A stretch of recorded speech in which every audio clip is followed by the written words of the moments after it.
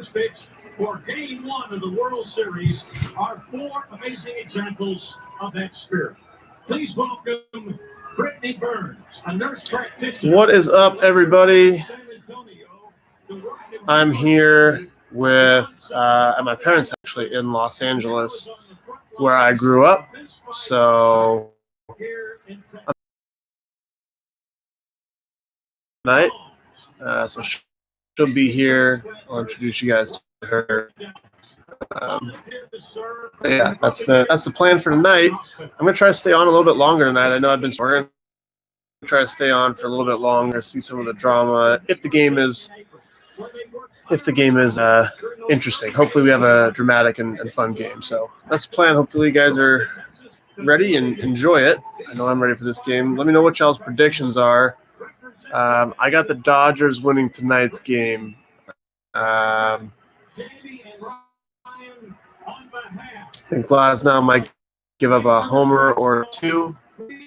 It'll be interesting to see what adjustments he's able to make second time, third time through the order. Generally speaking, with him, the team seemed to have been trying to lay off the curveball. If they can lay off the curveball and force him to throw fastballs for strikes, they have a chance. If they're swinging at the curveball, or if Tyler's landing the curveball for strikes, it could be a long night. So that's kind of what I see there. And Kershaw is the same. That's fastballs into righties and cutters into righties. It's fastballs kind of away to lefties and cutters off the plate to lefties. He kind of hits the same spots all the time. We'll see how many curveballs he throws. I think it'll be important to mix up the speed a little bit against the Rays offense, but should be a good pitching matchup. Dodgers are hot after coming back 3-1 against the Braves. They seem to have the heart of a champion, whatever that's worth. Mainly, I think that's just a belief in the team that they've been through this and they can come back and they can win and figure out how to get it done. So should be a fun one. I'm excited for it. Looks like we got about 2 minutes till start, something like that. But I'm just going to hang out. If you guys have any questions, feel free to ask those. I'll try to answer as many of them as possible. And shout out to Budweiser for sponsoring this live stream. I got my drinks for the game here. So, yeah, that's what we got. Should be kind of fun. I'm going to answer some questions, see what kind of questions we got here so far. Lots of people trying to recruit me in free agency. So shout out to everybody trying to get me to their team. Who has better hair, Dustin May, Tony Gonsolin, or Tyler Glasnow? Ooh, I got to go with Glasnow. That's my pick there. Definitely not me.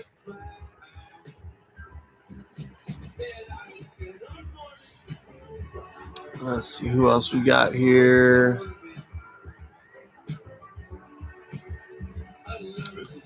Toronto, come to Toronto, come to Angels,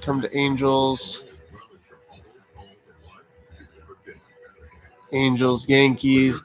Angels just staying up in my mentions. I see you guys there. I see you. So when it comes to screening for colon cancer, don't wait, because when caught early, it's more treatable. I'm Cologuard. How did Heart High prepare you for the MLB? Told me how not to listen to coaches and how to deal with coaches that are stupid and who actually hate you. Made some good friendships, a couple. Taught me how to deal with teammates that made fun of me a lot, and coaches that did the same and tried to ruin my baseball career. So shout out to Hart High School for being a terrible baseball experience. Let's see. Is there a team you would like to go to and pitch for? There's 30 teams in the running. Can't say anything other than that right now.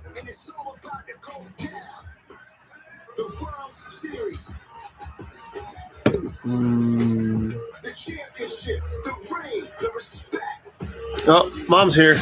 Say hi, Mom. Hi, Mom. I didn't mean to say the words hi, Mom. All right. Oh, I need to get my sunflower seeds. I need a snack. I'll be right back. In America, for over a century and a half, generations have loved baseball. Experienced heroes, heartbreaking. This game has offered so much from so many, and always October has meant the world. Gotta get you guys on the vlog. 2 pennant winners step inside the lines to decide 1 champion. All right, we're live on YouTube. Game's just about to start. Shout out to Budweiser for sponsoring this live stream. Gonna hang out with the fans and watch a great game and have a good night. Each dreamed of this. The glow of these lights, the thrill of the first pitch, writhing under pressure, the drama to come. Just multitasking in the content game right now. Live streaming on YouTube, putting you guys on the vlog, watching the game. Once explained, in a year that has been so improbable, the impossible has happened. The fall classic endures, and it means as much as ever.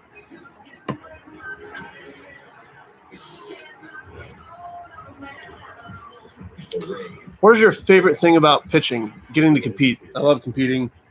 I love going out there and testing my skills against the best guys in the world. So that's definitely my favorite thing. Off-season wise, I love the pursuit of excellence and trying to solve training problems and figure out how to make myself better and all that. So during season, it's the competition. Off-season, it's the puzzle solving.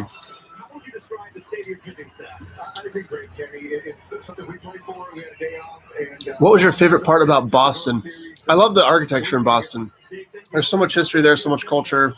The bricks, the views of the water and the bridges and stuff like that. Big fan.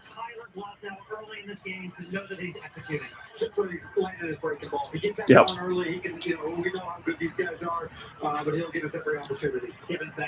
Cashy's on the same page. Glasnow's got to land the breaking ball. Got to throw that thing for strike, so they swing at it.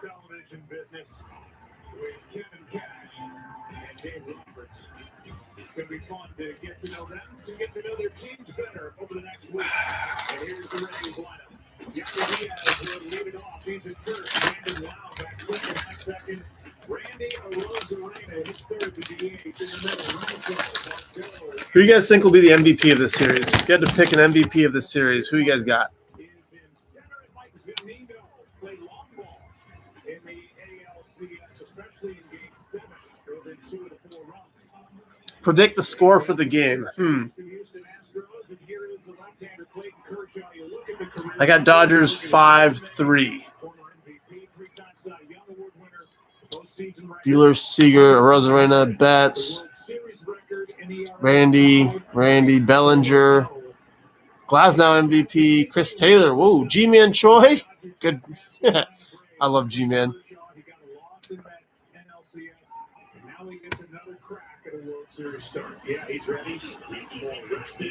All right. Yandy Diaz. Here we go. Series in over 30 years. He's got numbers that we could talk about for the next 7 innings, but he has been simply awesome. He needs to do what he does the right season. 93, good sign from Kershaw early. When Kershaw's 92, 93, he's very tough to hit. When he's 88, 89, 90, a little bit easier. Oh, MVP Trevor Bauer. I like that. Thank you, guys.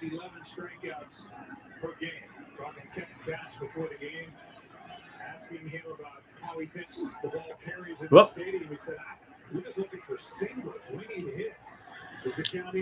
Look at all that pine tar on Kirsch's hat.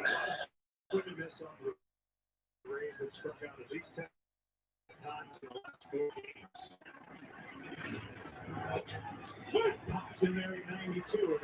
Good pitch right there. As far as they try to get their runs on home runs, and they're awfully good when they score first, winning 81% of their games. So they want to get out in front, and they want to go back out there, backdoor cutter. 3 out of 24 was back. Make it 4 out of 25. Goes the other way. Little backdoor cutter action there. To start the night, back up the ball in 2 strikes, and Yandy shoots one through the right side. Jordan Richards says, no question, but do not quit your vlog. Don't worry, the vlog will continue. Got you guys on the vlog right here. Actually, if you guys haven't checked it out already, the newest vlog is up on Momentum right now. I think it's actually premiering right now, or it just premiered. So go check out Momentum's channel after this live stream. Don't leave my live stream. But after the game, you'll have a new vlog up. And if you haven't hit that subscribe button yet, please do that. Help me out. It's right down there. Just click that red button.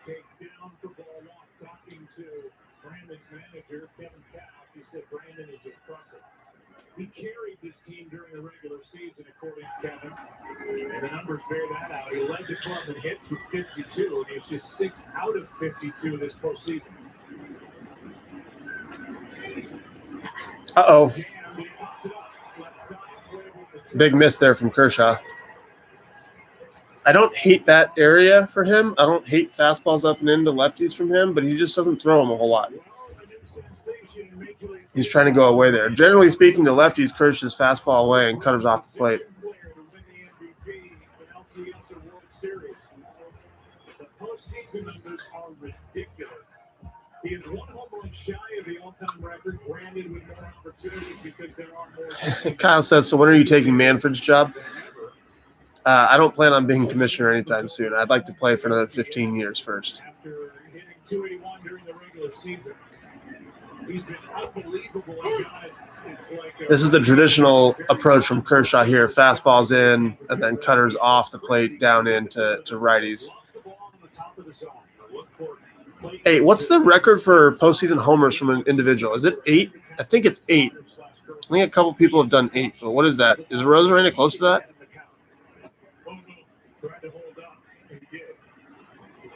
Curveball there. More curveballs from Kersh early on. 8 homers. I think Rosarena might set that. Do we think Rosarena is going to hit 2 homers this year and set a new record? 2 homers this World Series. There's that cutter that Kershaw was trying to go down and in on. I imagine he'll probably double up on it.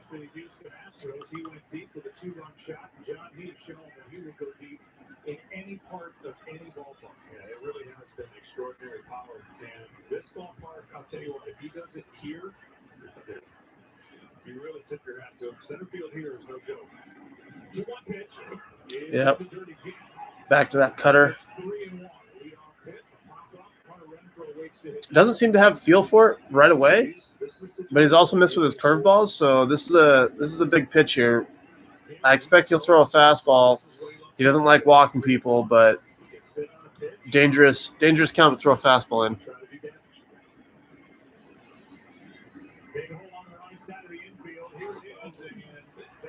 Yeah, went back to that cutter.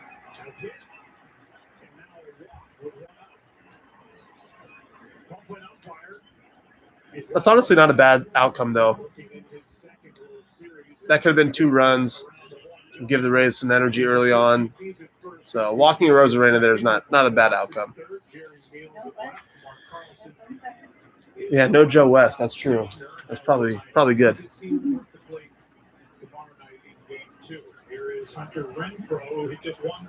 Top 3 favorite parks to pitch at? Atlanta, Seattle, and Minute Maid.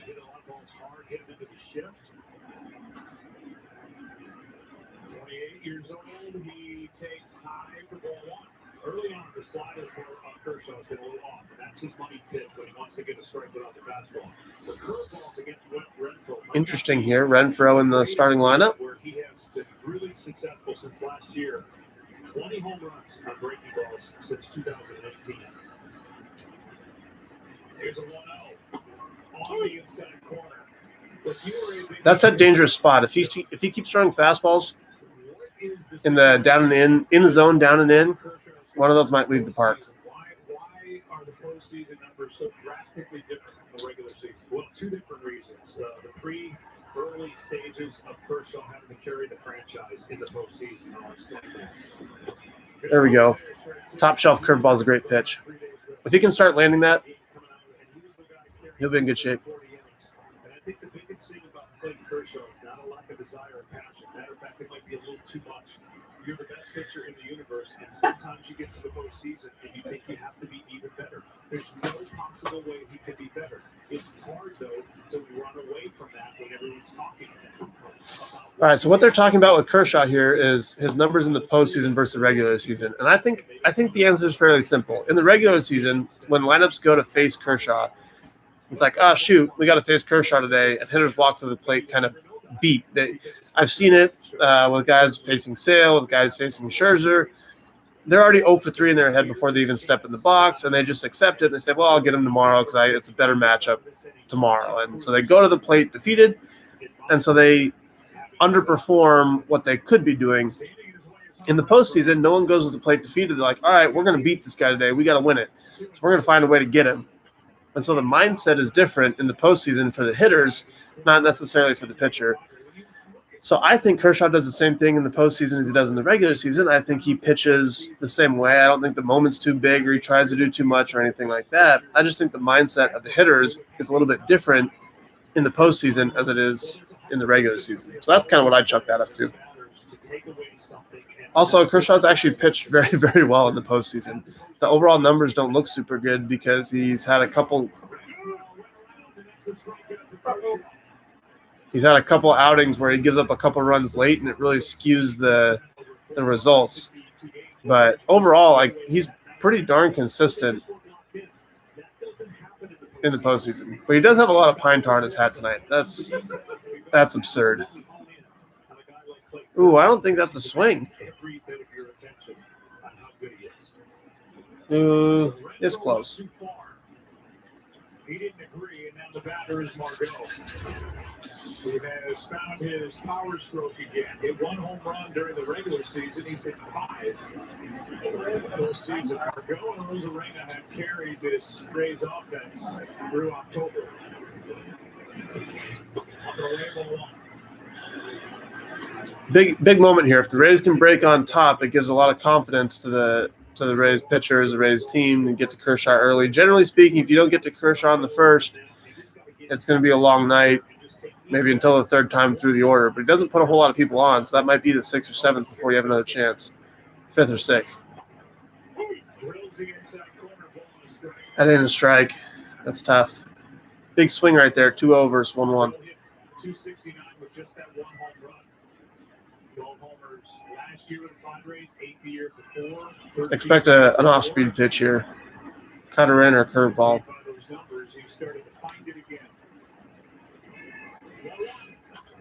Yep. Safe. Nope. All right.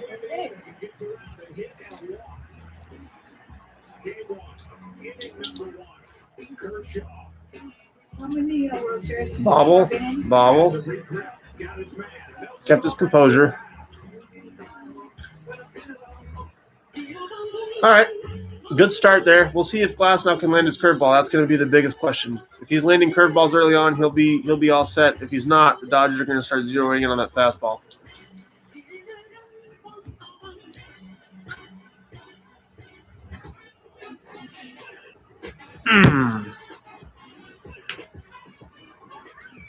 All right, if you guys got any questions, I'll answer some right now.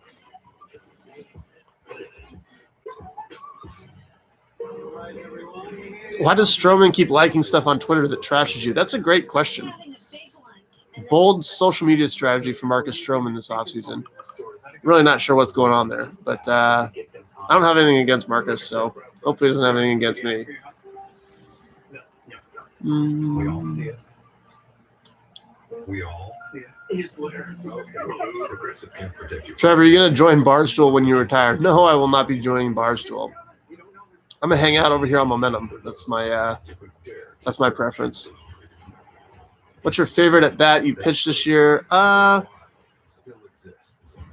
It's hard to pick one individual at bat that was super fun. It's more of like matchups with a person over the course of a game. So let's say I enjoyed facing Christian Yelich this year. We'll say that. He's probably going to be mad at me for saying that. Do umps care about tar? No, they don't care about tar. They can't even go check anybody unless the manager asks them to. And no manager will ask an umpire to go check for tar because their pitchers are using it too. So it's this unwritten rule. where it's technically illegal, but no one even checks and cares about it. Even Major League Baseball doesn't really care about it. They just look the other way and hope that scandal goes away. So, no one cares about tar. And yes, every team has someone that does it.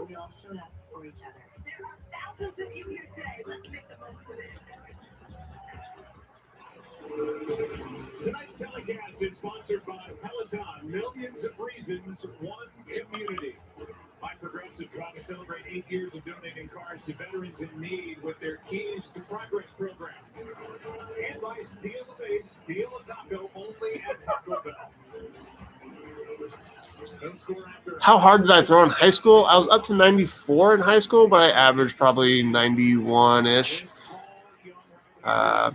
92 maybe my junior year. I didn't play my senior year, though, so maybe I would have thrown harder senior year. 100 miles an hour with a breaking ball, occasional changeup, pretty much a fastball, breaking ball pitcher going against one of the best fastball hitting teams, and not to mention guys who just don't miss the fastball. Mookie Betts being one of those, only 11%.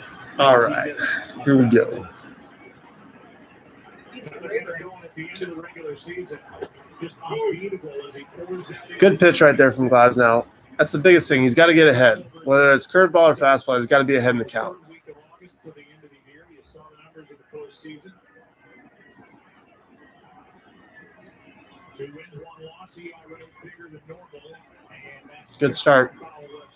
Landed a curveball. That's big. Leads it off, that part, Corey Seager. The NLCS MVP, Justin Turner. Muncie, Smith, Bellinger in the middle. Taylor, Jack Peterson, Austin Barnes does the catching. And he is batting ninth. 2 quick strikes on Betts, and now that bounces in from Glasnow. That's where Glasnow wants to be. He's one of the best in all of baseball at on-base percentage, meaning guys getting on base with 2 strikes. He just doesn't give up much, and that's where he wants to give the Dodgers all kinds of fits by getting ahead early, get the 2 strikes, letting this power play. That's a great point. It's a race to 2 strikes. If he can get to 2 strikes, he'll be fine. If he's behind in the count, he'll be in trouble. That breaking ball is fouled. Just to give you a stat with regard to the velocity for Glasnow. This postseason, his fastball has averaged over 98 miles per hour. He's thrown 99 pitches at 98 and above. That is the hardest of any pitcher this postseason. But he's got a great curveball. Look at that flow. 1-2 pitch. 2-2. Andre. Yeah. He throws hard. I did not know that. It's pretty incredible. It'll be interesting to see how Glasnow handles Mookie. If he tries to paint his fastballs down or if he stays with the fastballs elevated and curveballs down. Generally, the way to go about Mookie is to mix it up. He's good enough to hit both curveballs and fastballs and everything. So there's not really a one glaring weakness to get him out. Looks like he's trying to paint a fastball down. I like that, especially after he lays off a couple curveballs in the dirt. He just seems to be missing. Big pitch here. You don't want to walk the leadoff guy. Want to force him to put the ball in play. Come on, Tyler.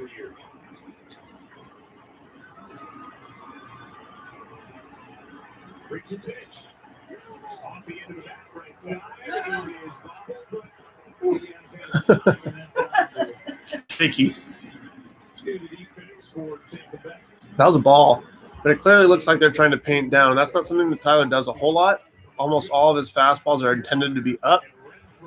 I do think if you mix in a couple more fastballs down, he'd get some free strikeouts down there, but late in the count, not to start.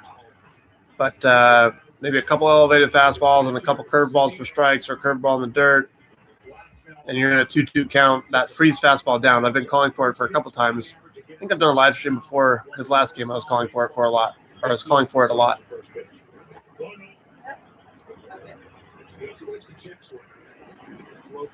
Yeah, he went to hunt the fastball right there and held up on a really good overhand breaking ball. Here's the NLCS MVP, the number 2 hitter. There's going to be either the number 2 hitter for the Dodgers or the number 2. Change up there. Hit Diaz, the umpire. 93-mile-an-hour changeup. Right now, it's been just kind of spiking some pitches. You can expect that. Ooh. A little bit of nerves. Glasnow's changeup's not the best. He does need a third pitch to throw in there to keep the Dodger hitters off of it. but he's got to be able to throw it for strikes. This is where he doesn't want to end up. 2-0 is tough. He's got to be ahead in the count. 2-0 pitch is chopped off. He might be the toughest guy in Texas right now. He didn't flinch. Laz calling the balls and strikes tonight.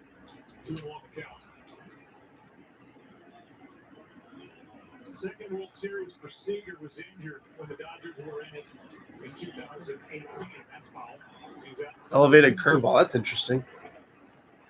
They give an elevated target there. I wonder if they're giving an elevated target to just have him start it higher so he lands the first strike. If somebody gets him out, that's how good a hitter goes.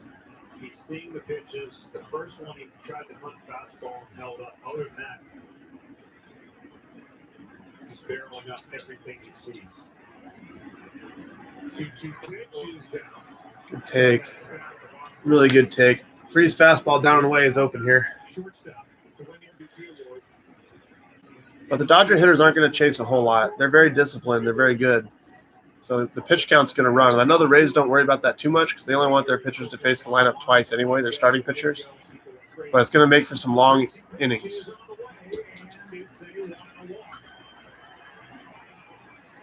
101. Yeesh. Well, it's back, and that's good. Last year, we barely got out of my mouth, and they were giving away tacos. This World Series is an event full of rich history and tradition. Includes steal a base, steal a taco. When a player steals a base in the World Series, they steal a free Doritos Locos taco for everyone in America. Steal a base, steal a taco is back. All right, he should be able to. I'm not saying Corey Seager will steal a base, but He should be able to handle Turner fairly well. Cut her away. Turner's just going to try to shoot the ball the other way, but he's got to get ahead. Need a strike one. There we go. 99 for strike one, Justin Turner. Turner's such a good player. 41 career postseason hits. The double play he turned in Game 7 was crazy. Bad base running for sure, but just the awareness to like dive and tag the guy and then turn around and get the ball over to third. Like he's just a baseball player. More opportunities, more games in the postseason. That is outside. Not that you can your curveball against a good curveball hitting guy, but then be careful with the curveball against Turner. He's done a great job against right-handed curveballs on the year. And the four-seam fastball this year has beat the barrel of the bat. Not in his career, but in this year, statistically, he struggles against the four-seam. Last now falls behind 2-1. After that first pitch strike, I would have gone right back to the fastball. Didn't offer at it, just pour it in there, make him swing the bat, get to 0-2. Then he may chase those. But Dodger hitters aren't going to chase curveballs that are off the plate because Glasnow's curveball is pretty much straight up and down. So he's got to get it below the zone but over the plate if that he's going to get chase. 2-1 pitch is down. Wild here, 99. On the count to Here I'm looking for a fastball away, up. Seager drew a walk. I'm just going to try to shoot it to right field. Probably be a first and third situation. Catch up with one here. The count was favored.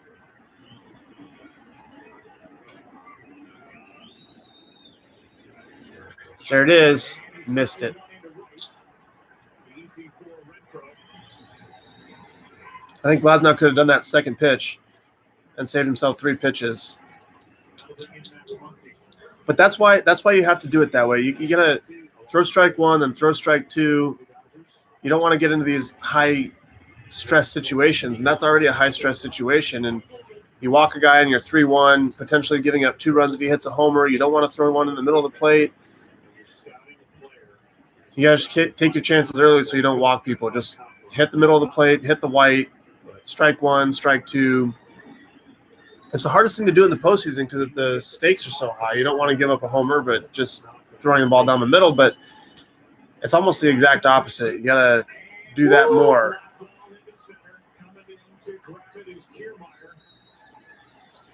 Well, there's a perfect example of it right there. A bad changeup because it's elevated kind of middle of the plate. But you force the guys to swing first and you get some cheap outs. So navigated that perfectly fine. Got through it, but threw more pitches and more high-stress pitches than really was needed. promise to change the game forever. All right, fun announcement. I will be back live streaming tomorrow's game and signing some virtual autographs. So be sure to tune in for that. I'll put out a tweet after this game. I'll put out a tweet tonight and tomorrow morning letting you know how to sign up for that and what service to use and all that. But I will be live streaming again tomorrow. So if you enjoy these things, be sure to put that on your calendar. I appreciate y'all coming and hanging out with me. If you haven't checked out my website, trevorbauer.com, got some merchandise over there, some cool shirts. Content, different stuff like that. So if you haven't checked that out already, go ahead and check that out. And if you haven't hit that subscribe button here on YouTube, you should do that. Turn on that little bell notification so you don't miss any of these live streams or upcoming content. I got some cool ideas for content this off season, but if you guys have any ideas of what you'd like to see more from me, please leave me a comment on this video, leave a comment in the chat, or on trevorbauer.com, submit that on my form. And I'll try to get some content that you guys like out more often. We'll have the vlog over on Momentum. We'll have Breaking Point here on the channel. But let me know what else you guys want to see. And revolutionary off-road innovation will let you go where no one has gone before and keep on going. Did you miss not batting this year with the universal DH? No, I hate hitting. So hopefully the universal DH stays. I don't ever want to hit again. How do I feel about personal catchers? I like personal catchers, actually. I think it's important to understand the pitcher that you have when you're thinking about it. I think some pitchers rely a lot on the catcher and need a guy that knows him sequencing-wise and knows his pitches and how to get them right. I think a lot of times young guys need a veteran catcher that can kind of walk them through and teach them how to sequence. For guys like me who know how to sequence and call our own game basically anyway, not as important, but just want to be with someone that, you know, takes pride in their defense and frames pitches and gets me some extra strikes. So it's a person-to-person thing for sure, but I do think there's some benefit to it.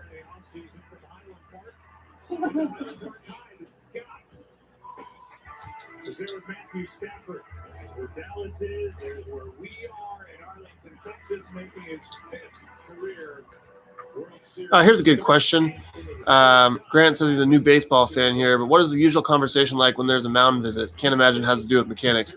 Definitely not about mechanics. It's more like, hey, just want to give you a break, catch your breath here. It seems like you're rushing a little bit, take a little extra time in between pitches, or hey, maybe your tempo in between pitches isn't fast enough. You perform better when it's faster. So, like, let's pick up the pace a little bit. And then it's a lot about scouting report of the hitter. Hey, throw strike one here. Remember, this guy's a breaking ball over fastball guy. Go right at him. Stuff like that.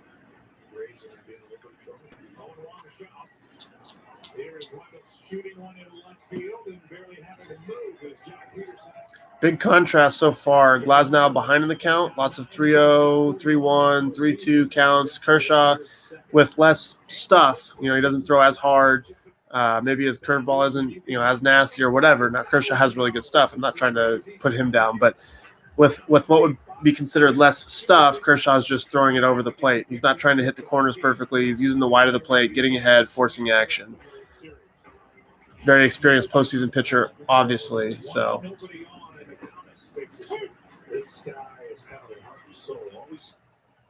he kind of understands, I guess, that this is the time of year where you got to be ahead in the count most.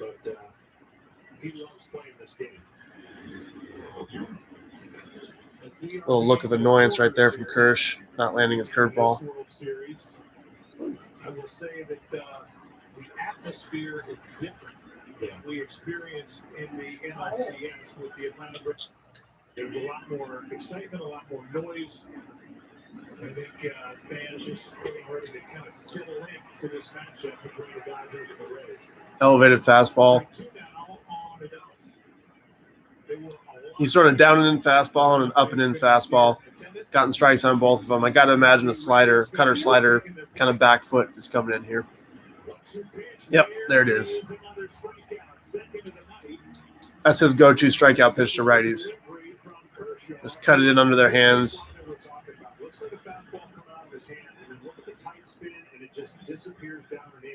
So that's a true cut fastball right there.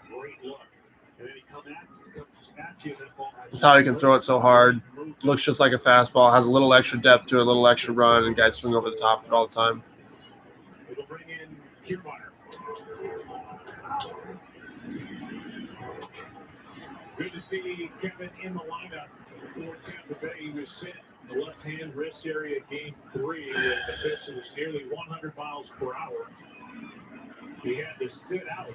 The next 3 came back to play in game 7. Looks like they're trying to attack a hole up and into Kiermaier. In center field.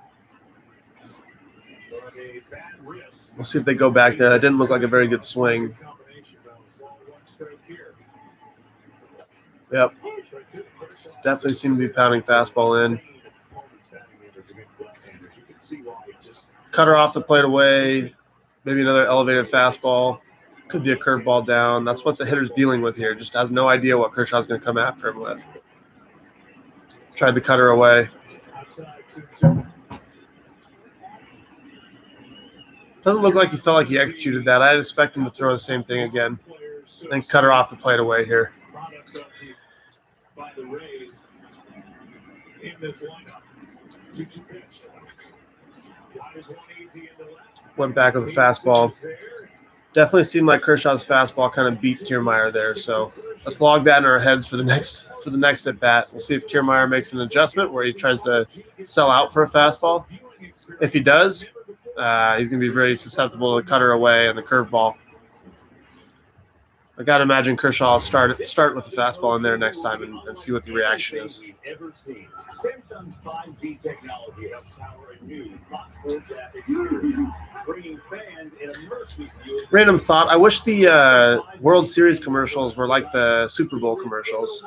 I wish there was like a big feeding frenzy for commercials and a competition to make the best commercials. Fox Sports and Samsung changing the game this fall. Am I a competitive person? Yeah, I mean, to a fault probably. If I'm not keeping score, I somewhat lose interest. My leaderboard name is D1Dad93. Do pitchers get frustrated over a catcher like Gary Sanchez? Well, nothing about Gary Sanchez himself, but pitchers do get frustrated with catchers. Traditionally, the pitchers get frustrated with catchers for a couple things. Either not attempting to frame pitches or caring about getting better about that, because pitchers are big on that. And 2, not being prepared. If they feel like catcher's lazy or doesn't get prepared for a start, doesn't know the lineup, then that's gonna draw a pitcher's ire. How do you feel about robo-umps? Actually, my agent Rachel has a good take on this. She says that there should be a zone in which like a ball width or a ball and a half on either side of the edge of the zone that's up to interpretation by the umpire. So catchers can still have framing metrics, and that skill is still part of the game. But anything outside of that zone can be overturned by a robo umpire. So it gets rid of the really bad calls. The fastballs down the middle that the umpire misses really bad for whatever reason, or pitches that are like 3 ball widths off that the umpire calls.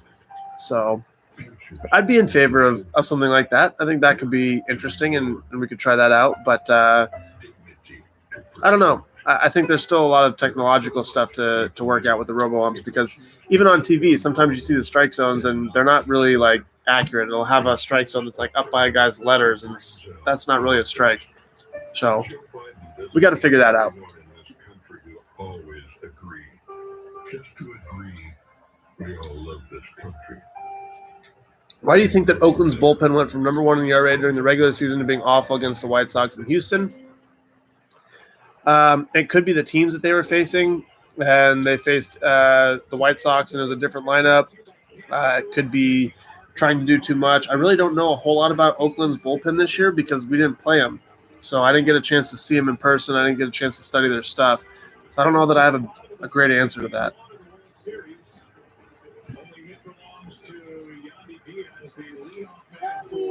All right. What we got, Glass? What do you got? Man, he's pulling a lot of fastballs down. Pitches exclusively out of the stretch, and that's to try to limit and be more consistent throwing strikes. Here we go. What's that, Mom? This is Glasnow's first World Series. Yeah, first World Series. Home run, which was the difference maker in Game 5 of the NLCS. 25-year-old catcher. It's a 5-hit game this postseason. Came against San Diego, and that is upstairs. Trying to throw top shelf breaking balls. The Rays seem to do that a lot. Breaking balls at the top part of the zone. Lots of outs up there, lots of takes up there, lots of really good sequencing things you can do up there. Uh-oh.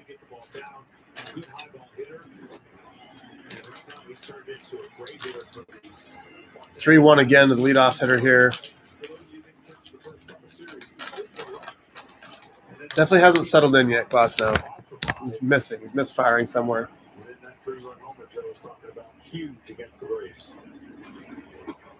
Yep. They called it. It is a 4 outfield configuration. Will Smith. Look at this shift. Wow, I've never seen this before. The right side of the infield, pretty well out, so protecting against the ball. Leave it to the Rays to come up with some new shift that I've never seen before. That's crazy.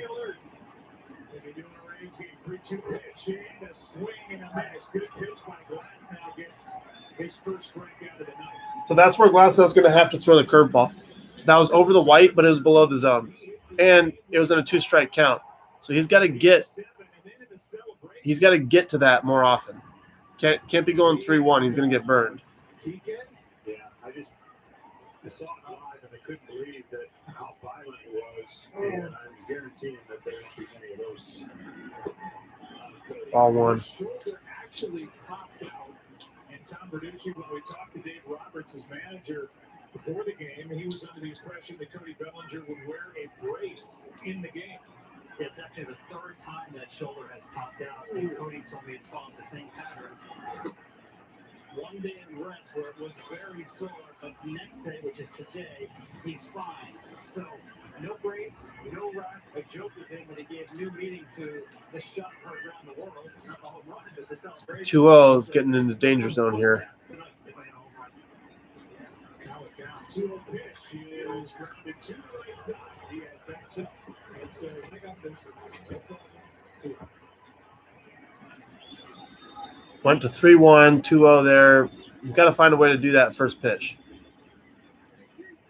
He's going to get some of those easy outs just like he's getting. His stuff is so good. He's got to be in the zone, force early action, put the pressure on the hitters instead of having the pressure on him. He'll get it. It just looks like he's a little out of whack mechanically. He's trying to find it right now. Made it a 3-3 series in Tampa Bay. Behind Charlie Morton, won Game 7. They're 9-5 this postseason. It takes 13 total wins in a postseason. There we go. To win it all. There's a straight they've done an incredible job. Curveball. I just think back 3 years ago when they came out. That's a big pitch right there. Now just box a heater. Make sure you hit the white with this heater. They tried it. Get to 0-2. It didn't work the way they thought. They self-corrected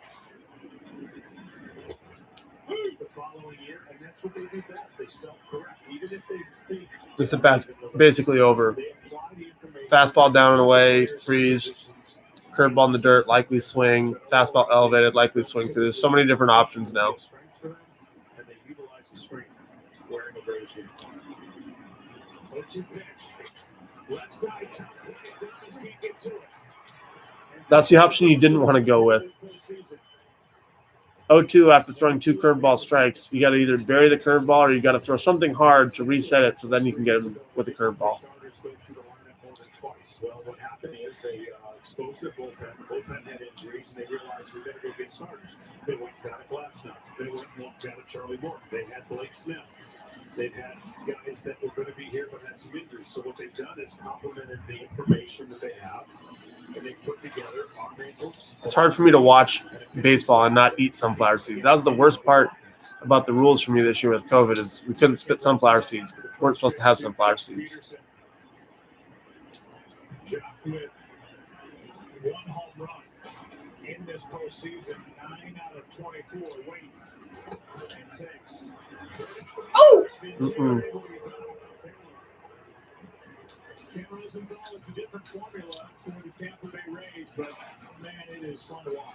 It is, Joe, and all teams use analytics. We know that now. But the difference with the Rays is that they integrated seamlessly throughout the organization. The scouts and the statistical analysts, the pros and the coaching. That was odd what he did with his hand there. It was almost like he was going to drop back because he thought he was out, and then he had to reach for it. Innovation and collaboration. It starts at the top of this team with owners Stu Sturber telling the employees, you can break some windows, just don't burn the place down. And with regard to the players, I mean, whether it's Morton coming out in game 7 or it's Blake Snell coming out in game 6, Kevin Cash said, for our players, they need thick skin or short memories. If they're upset with coming out, they got to get over it. And they do. That's just the way they do it. And here they are. That looked like about 100 over to first base. The more dangerous team here in 2020. And they were going for 162. This is not just a byproduct of the 60-game schedule. They could have done this all year. Not to the degree that they may have done it in the postseason, because the postseason is always different. But they have the horses to go all year. Need a strike here. Well, pitch is swung on and missed by Peters. But listen, they had the hardest schedule. And they beat up on some pretty darn good teams. They went 21-9 against teams over 500. And when you're doing that, you're pretty darn good. It seemed late on the fastball there, so I think he got another opportunity to move a fastball in on his hands here. But you got to get a strike here. Need a strike.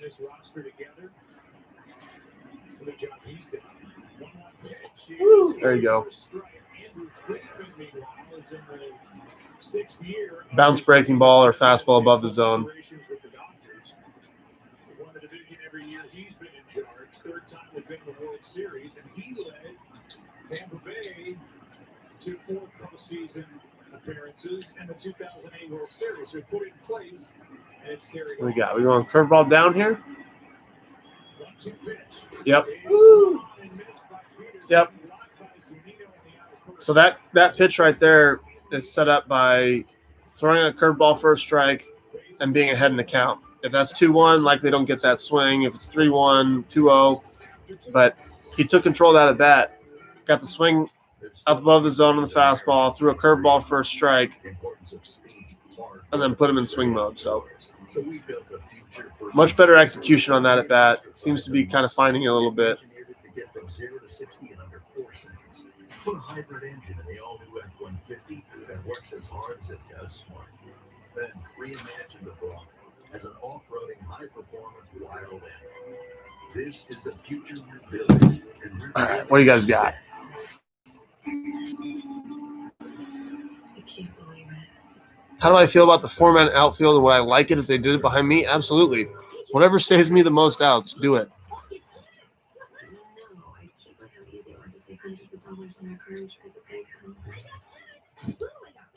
Was I surprised that the Dodgers came back from 3-1 in that series? No, I was not. When they went down 3-1, I was like, well, it's going to be tough, but I still think they're going to win it. They've been there before. They understand how to do it. They've come back before. They're a really good team. They're really talented. So I thought the Braves might do it at some point, but I didn't think the Dodgers were going to roll over and go out easy.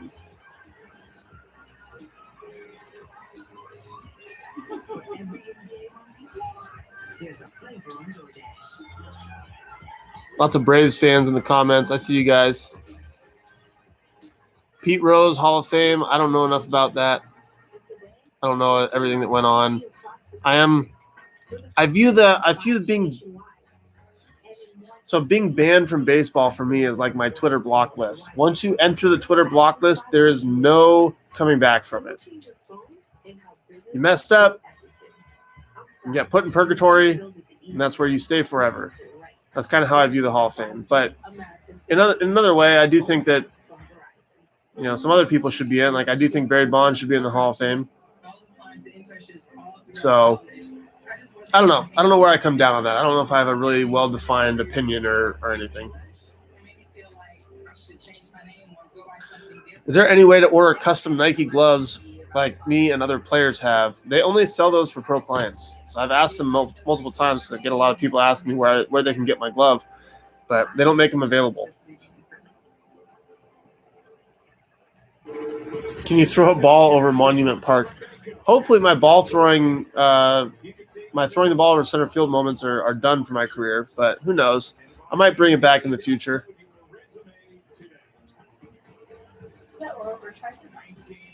Looks like it, yeah.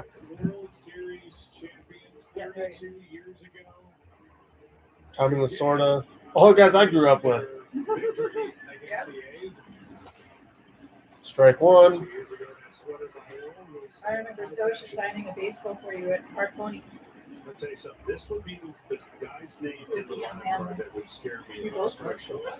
Let me tell you what. I'm not saying because of Zunino. I just don't know you to be scared of anybody. Well, when you see the numbers for Zunino, he's a power guy, but he's really struggled. Swing and miss guy. We put 26% in play. And so If Kershaw leaves that cutter in the zone down and in, might be a homer. And that's what Smoltz is saying. I think that Zunino isn't going to hit a whole lot off Kershaw, but that pitch right there is going to be tough. He got away with that one. Cutter in the zone there. If it's out of the zone or below the zone, you'll get swings and misses all the time, but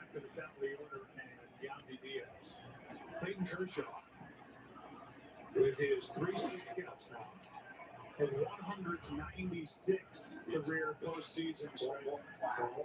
4 more to pass year. Could get 1 more to get 200. 200 better than 199. Well, nobody on. Here's Diaz. Hey. And Austin Barnes saves Laz Diaz. Cruz for 1. The all-time leader, Justin Verlander, just ahead of you. 206, 205. At 206 to be number 1 all time. That's just yeah. Is climbing the wrist. Left side. Diaz, who singled through the right side. It's a good pitch there. Cutter up and in on the hands. That's crazy because 205 strikeouts in the postseason is basically a full season. Yeah. The 3 lefties in the lineup. Those are points where Kershaw, you look. He's been in the postseason a lot. But they're not counted for stats, though, right? Right. Go to and get out of that trouble. And you circle certain guys, and then you circle a guy that says he won't beat me. Well, the number 3 hole hitter is one that you circle, say he can't beat me. Look, you should have the advantage against the left-handers. The Rays have put in their lineup. Left-handed hitting. Starting to get some swings out of the zone now. A little undisciplined action out of the Rays. Former All-Star is Lau and a tremendous hitter. His manager just thinks he's pressing. 84? What's 84? Just a slower slider? I've not seen Kershaw throw something 84 in forever. What was that? A slow slider?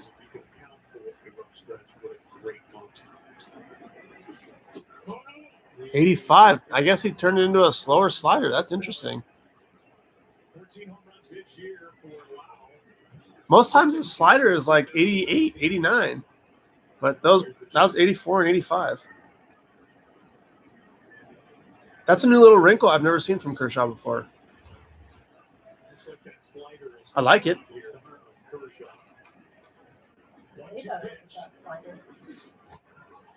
See, there's the 89. I guess that's a cutter that he throws. So he throws a cutter, then he turns it into a little bit of a slider? Because that was 89. I'm gonna have to investigate this. I gotta look this up.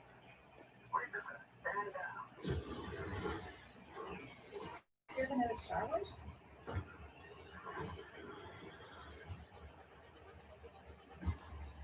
Pod racing? I'm here on business. I need your help.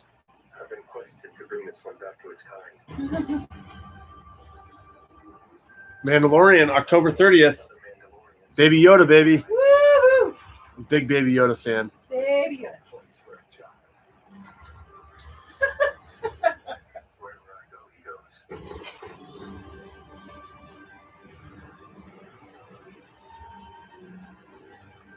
Leaders. All right, what does it got for Kershaw this year? 4 seam, slider, curve.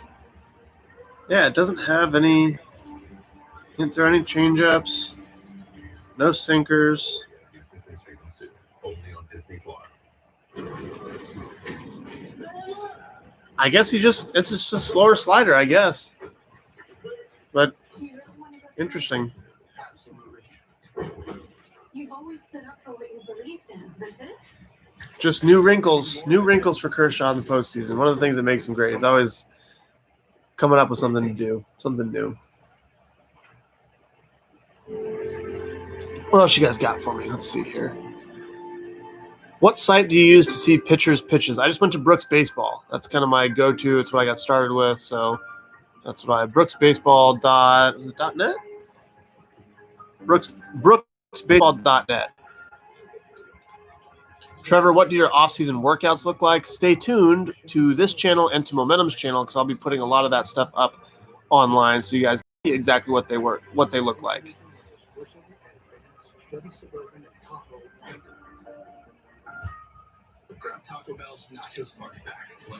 Trevor, how can I increase my velocity? Currently a junior in high school. I got a playlist on this channel, Tips with Trev. I talk about that in some of those videos, so go check out those videos for some tips on that. Does Yachty still have gas in the tank? It sure seems like it. He had a good year. He's the heart and soul of that Cardinals team, too. So it'd be really weird playing the Cardinals without Yachty there controlling everything. Really good, really interesting, too. So when playing the Cardinals, it always feels like you're playing the Cardinals and you're playing against Yachty, like as two separate entities, because he controls the umpires. He works the umpires so well. He controls the mood of the game and the competitiveness of it and stuff like that. So it's always just like it's something that analytics can't quantify, but he has such an effect on the game just with his presence. And I'm normally not a big person on someone's presence having an effect on the game. I'm not too much into that, but it's definitely sensible with Yachty. You can feel it. And that pitch is what Glasnow needs to do. First pitch, center fastballs.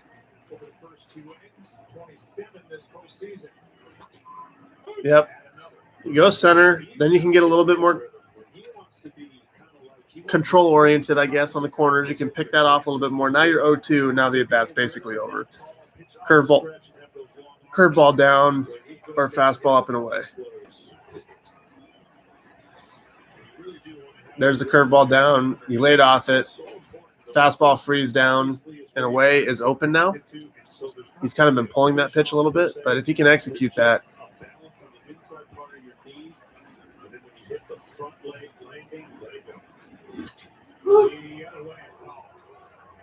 that was an emergency swing right there. I think a fastball above the zone here, strikeout.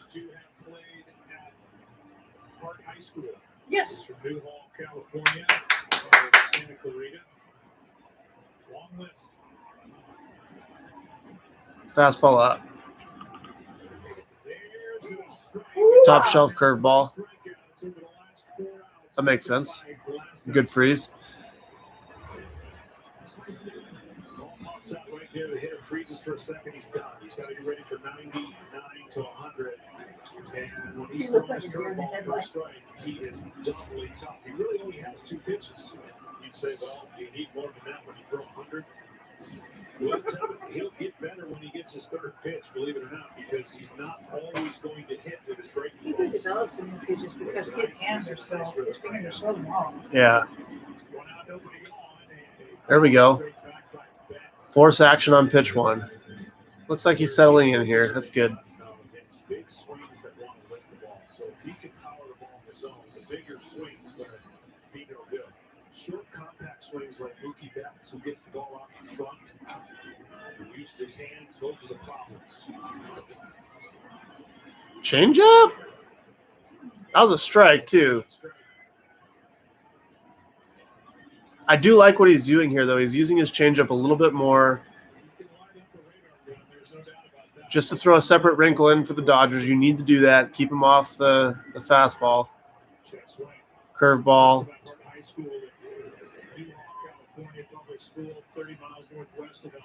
Curveball down here. 2016, he and other hard loans, Trevor Bauer, Mike Montgomery, Matt Maleka, have been in the big leagues together. Hey, I'm surprised they have my name up on that list. Hart High School has basically tried to erase me from the record books. Our very good friend, Bob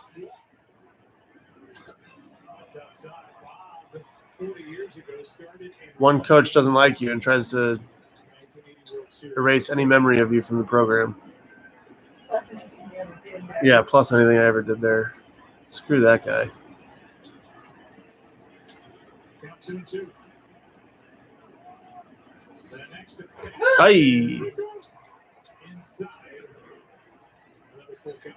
That's has the best OPS with 2 strikes. That's on base plus slugging. So we had second best. Sorry. What to do here? What to do here? Betts isn't going to chase out of the zone, and he hits everything in the zone. Fastball up and in, if you can execute it, probably is an out. Whoa. Is Glass a college zone game or follow the catcher? I have no idea. I'm really not sure.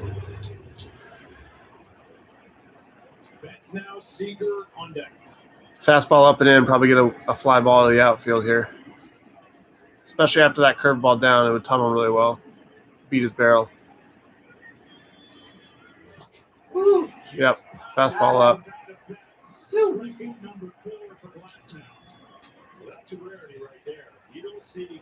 He's executing a lot better now. He's definitely found his rhythm. Whatever it was a little bit off in the first couple innings. He's zeroed in. May have been nerves.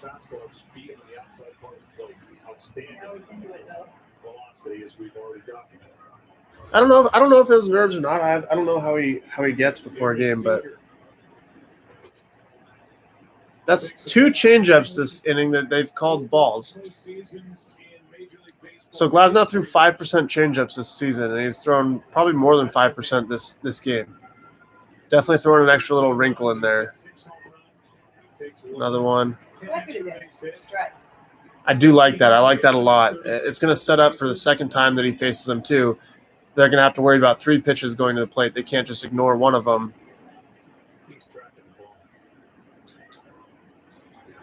Woo!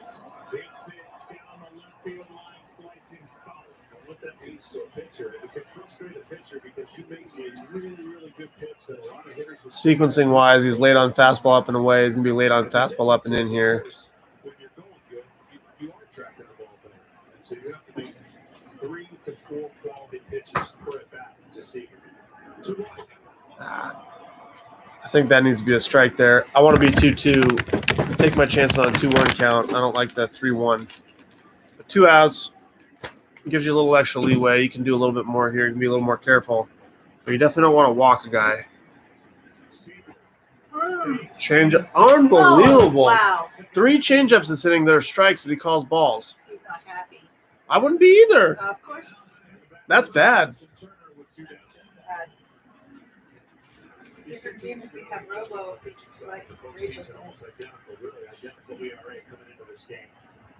Collectively, they're the same starters and relievers. That's bad. About the same guys, but it's the offense that's the differential. So when you try to figure out who matches up well or who has the advantage offensively, Yeah, this zone has been bad for Glasnow, and it's been pretty open for Kershaw. and a better offense to this point than the Rays. The Rays have been very opportunistic.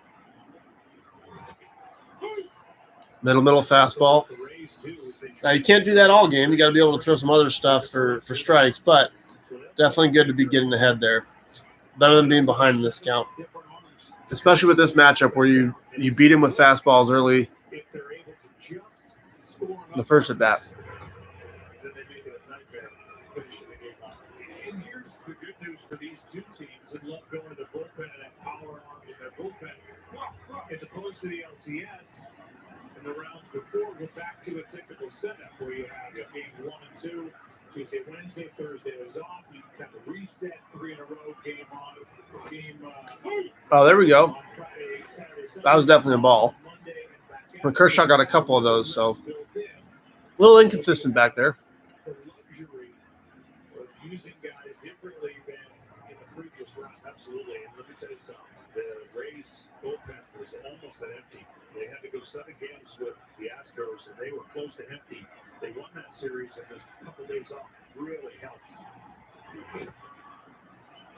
1 and 2 on Turner. Good line by Zuniga. Good take there from Turner. If you want to give a bullpen comparison, and start talking about I'd go with that curveball again. in this postseason. A lot of work. 60 2/3 innings pitched by Tampa Bay. One more curveball here, and then you open up an elevated fastball or a freeze fastball down the way. Basically the same. Strikeouts, walks, basically the same. Yeah, went straight to the elevated fastball.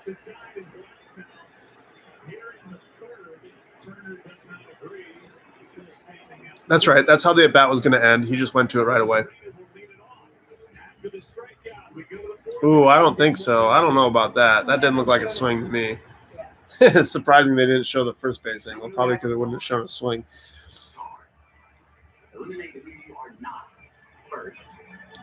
Did I go to high school with Glasnow? I did.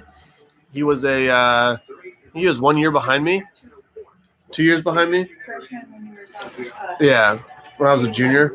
Yeah, so it was me, Tyler Glasnow, Pat Valleca, Trevor Brown, and Mike Montgomery all at school at the same time, and we got eliminated in playoffs by Aaron Hicks.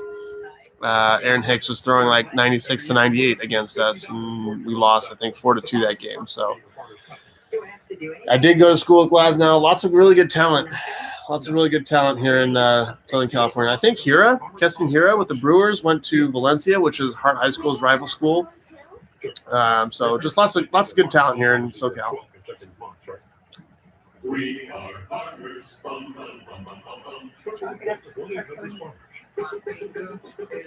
Thoughts on the Texas Baseball Ranch? I went to the Texas Baseball Ranch for about 5 years in my pro career. I think they do a good job. I don't know what they do anymore. I haven't been there in probably six or 7 years. I think they do a good job for youth and probably high school. I think there's better places out there for college and pro guys. It's one of the reasons I left. I didn't feel like they provided a whole lot on the pro side, so I had to go find a place that had better services for pro players. You won me my fantasy league. All right, Jacob Ty, you're welcome. I did it just for you. And now a special message from T-Mobile. Could you do everything in the 90-mile-per-hour formula? I don't know what the 90-mile-per-hour formula is. Have I ever used marijuana to help recover after a game? No, I have not. I experimented with CBD oil for a couple weeks just to see if it impacted my sleep in any way or not, if it helped me sleep better, but it didn't seem to have any effect, so stopped using it. T-Mobile is proud to welcome Little League Call-Up grant recipients from across. What am I eating? I got sunflower seeds and blueberries. Kind of an odd combination. Could I see myself pitching for the Rays? Yes, I could see myself pitching for the Rays, but we would definitely have trouble because I like staying in the game and throwing my 110, 120 pitches and pitching into the 7th or the 8th. I don't know if they'd let me do that or not, so we'd have to have some serious discussions about that if that were ever going to be a thing. Who has the best 12-6 in the league? Well, according to recent analytics that my team has put together, Glasnow, Stalmont, and myself are the top three. Just to recap, the Rays, what they did on the year is they drew walks, hit homers, and struck out. And that is basically the 3 true outcomes. Good take right there. One of the things to watch here in this series early on is if a Rosarena gets off to a hot start or if the Dodgers have a plan against him and can kind of cool him down. If a Rosarena goes cold and Lau doesn't get hot for the Rays, they're going to be in trouble. Good pitch by Kershaw, straight 2 on Rosarena. Listed at 5'11", 185. And did not come up until the end of August. It's 7 home runs. There's that hard slider down and in. Making room for somebody else. But he's like this series. I don't think they – well, yeah, I don't know. I'm not sure if anyone's mic'd up or not. I doubt it during the World Series. I don't think players would want to do it. But they did have players doing it during the postseason, so maybe. And they had one on each side and a number. Mhm. Strikeout for out number one. Kick Rosenthal. That cutter in the zone right there is dangerous. He wasn't the headliner in that trade between the Cardinals and the Rays, but it wasn't talked about when it happened in January, and this guy has come out of nowhere. Yeah, when I spoke with Cardinals GM John Mozeliak about why he traded Randy Arozarena, and he basically said the Cardinals saw Arozarena, Bader, and O'Neill, the two players John mentioned, as sort of comparable. And while the AAA stats might not suggest that, at least his most recent AAA stats, overall they did. And in that trade, the Cardinals did get a top pitching prospect, Matthew Liberatore.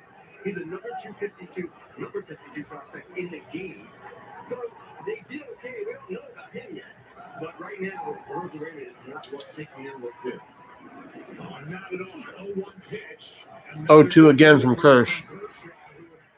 Really settled in, nothing in two. Somebody in that Was my velocity down this year, or did I purposely sit lower? Yeah, my velocity was a little bit down. My velocity was normal my first start. I sat 95, touched 98. I would have been there the whole season, and then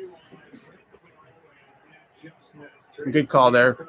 I would have been there all season, but the second start of the year, I warmed up for it, and then went through my whole entire pregame routine, bullpen, everything, and the game was canceled 5 minutes before.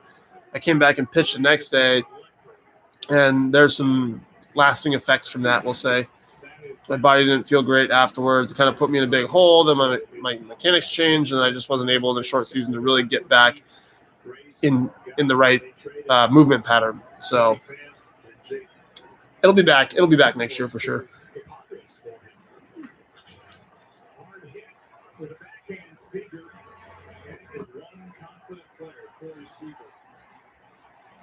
Kershaw just ahead in the count nonstop, forcing the action.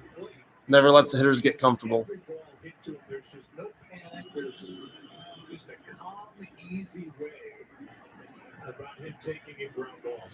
Seeing as I'm possibly down for a one-year contract, would I seriously consider Atlanta, seeing as they've been doing a lot of one-year deals lately? Well, I don't know what length of contract I'm going to sign. I'd like to see what the offers are and see what the best value out there is and make my decision. But 100% would play for Atlanta. I think they got a really exciting team.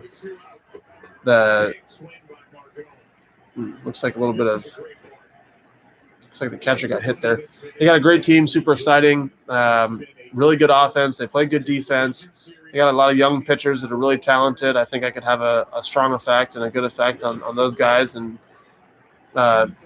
in providing information if they wanted it. I'm not one to go out of my way to tell people how to do things, but I think I have a good amount of information that I could provide if they were to come to me and ask. So definitely would be a good spot to play. And beautiful stadium. I love that stadium.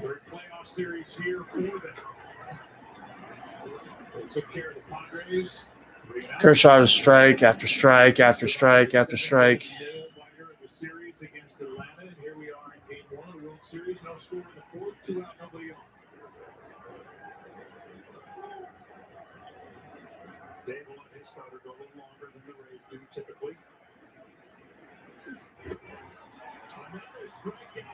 That down and in slider, if he gets it out of the zone down there, it's deadly.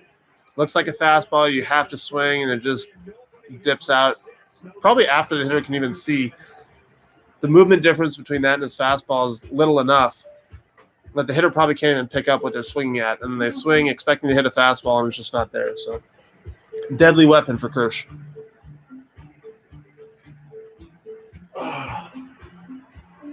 Good game so far. Good pitching matchup. Low scoring. That's the pitcher's game. All postseason, I've been predicting low-scoring pitchers games. Yeah. And every time I predict that, it's 12-5 or something. So today I predict more runs, and it's going to be a 1-0 ball game. Well, it ain't over till it's over, right? We're starting to get to the interesting part of the game, though, because we'll see if Glasnow gets a chance to face the lineup the third time. If not, he's got an inning or two left. I imagine he probably won't face the lineup a third time because the Rays don't really like doing that, but we'll see. We've got another secret in the another gallon in the tank or another secret pitch. He has been using his changeup more, so. Yeah. I know they can't afford you, but Oakland is very pitcher-friendly. It is pitcher-friendly. And actually, I talked to Sonny Gray a lot about playing in Oakland. He said he loved it there, so. That's another exciting team. I wouldn't mind pitching there. Thoughts on Washington? I can see you work well with Scherzer, Strasburg, and Corbin. I'd love to be part of that staff. I don't know if they'd give me a chance to pitch every fourth day or not. Generally, with those 3 veteran guys there, I don't know if they'd want their routine to get disrupted or not. But certainly open to hearing what they had to say. Sure.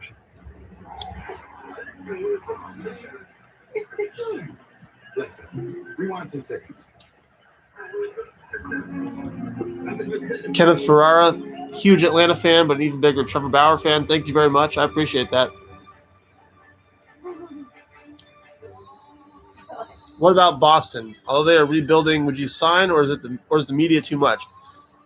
I am the media now. The media is not too much for me. People ask about this in New York all the time. Oh, he couldn't handle the New York media. He couldn't handle the Boston media. I'm more than capable of handling any media out there. I have a much greater reach on my social medias and my networks than a lot of the media outlets do anyway. So if they don't treat me right, I'll just do all my post-game conferences on here. I'll live stream them. I'll take all my information and my comments and stuff like that in-house. And it's a new way of player development, or not player development, like player branding. Players taking control of their words, of their message, getting the clicks themselves, getting the eyeballs on their social medias and their platforms themselves. So I'd love to experience a big market like that and usher in a new age of players controlling their narrative. There was some homers in that game, but well above the camping or well, touchdown. Sorry, folks, touchdown. All right. Who's up front should have told you. And the third run ball went straight again. Yeah, Will Smith with that 3-run home run we talked about last time went one row behind it. Yes, he did. Bauer, thank you for being the face of MLB social media. Chris, I appreciate that. Thoughts on the Angels, and are they a real option for you? Angels got a great offense. They score a lot of runs. Would obviously love to play with Trout and Rendon, 2 guys I have a lot of respect for in this league. I think everybody's an option. I don't know if they're going to want my services or not, but free agency opens up, I guess, the day after the World Series ends. So I'll have more information coming in, I guess, at some point soon. Uh-oh. Dangerous pitch right here. Glasnow's going to throw a fastball. Muncie's going to swing if it's in the zone, looking to do damage. If it's not, it's going to be a walk, and that's going to be a tough start to this inning.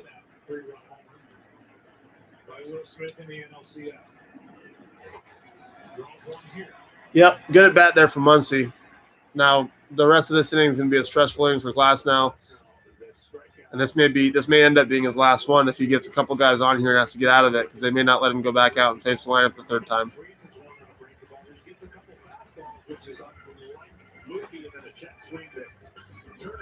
There's how it comes in. Let me tell you something. You got to be on your toes because this young man, you have so much respect for having to get the barrel started. But again, the shorter, compact swings. If I was with the White Sox, what would I look for in a new manager? I honestly don't know. Glasnow's doing a much better job here getting ahead. I don't know what I would look for in a manager. I don't really pay attention to that because it's never been my decision, and it's not my decision. So I just try to get along with the guy who's in charge as best I can.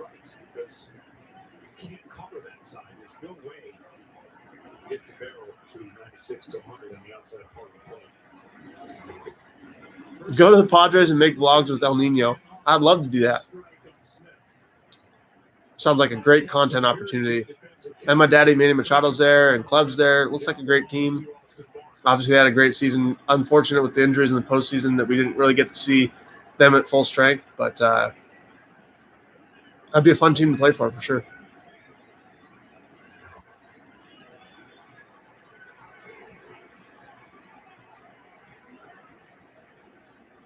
Got a little sticky stuff application there.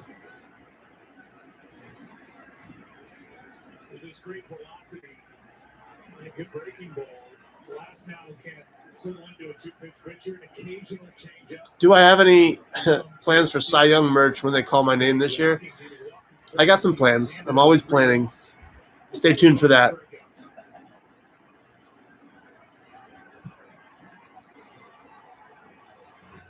Uh-oh.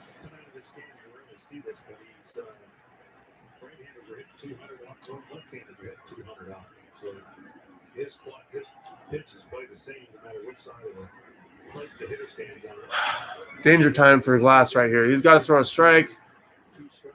Force action. Don't want to walk the first two. There we go. Great play right there. Man, big swing and momentum there. Wendell's had a great postseason defensively. He's made so many really good plays down there.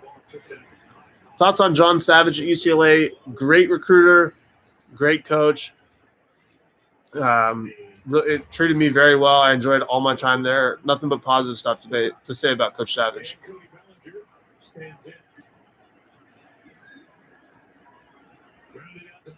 Best minor league pitcher to watch out for? Honestly, don't know. I haven't paid attention to. Did he get him? Yep.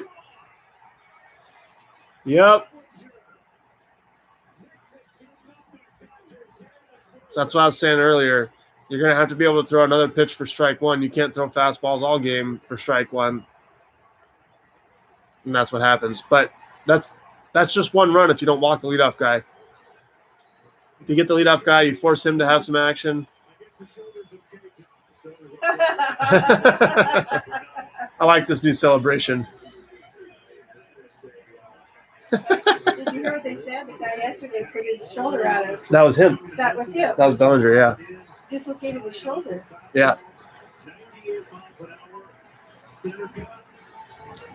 I'm not against that pitch right there. That's the danger of throwing, first pitch strikes. But if he gives up that one only, then it's just one run, and you take that every day. But he walked the guy, so now it's two. That's kind of what I predicted earlier, that they'd get a homer off him or two, and it was just going to be a matter of had he put anybody on base before that or not.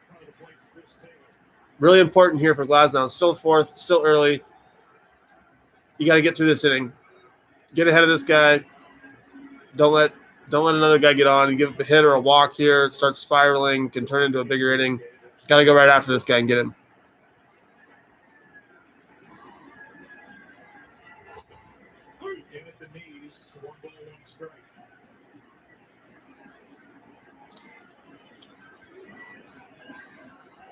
What pitchers did I follow growing up? Barry Zito, Tim Lincecum, Smoltz, Glavine, Maddox, Hudson, Mulder. Those are my teams. Braves and A's. Interesting choice right there. Changeup's his third pitch. Big pitch right here. Big pitch. Got to be a strike.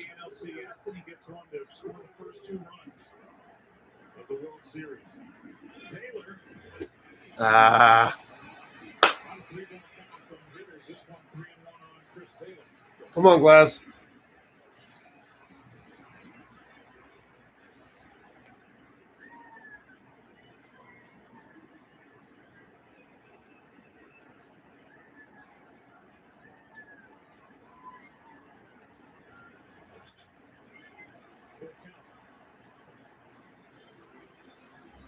Throw it again.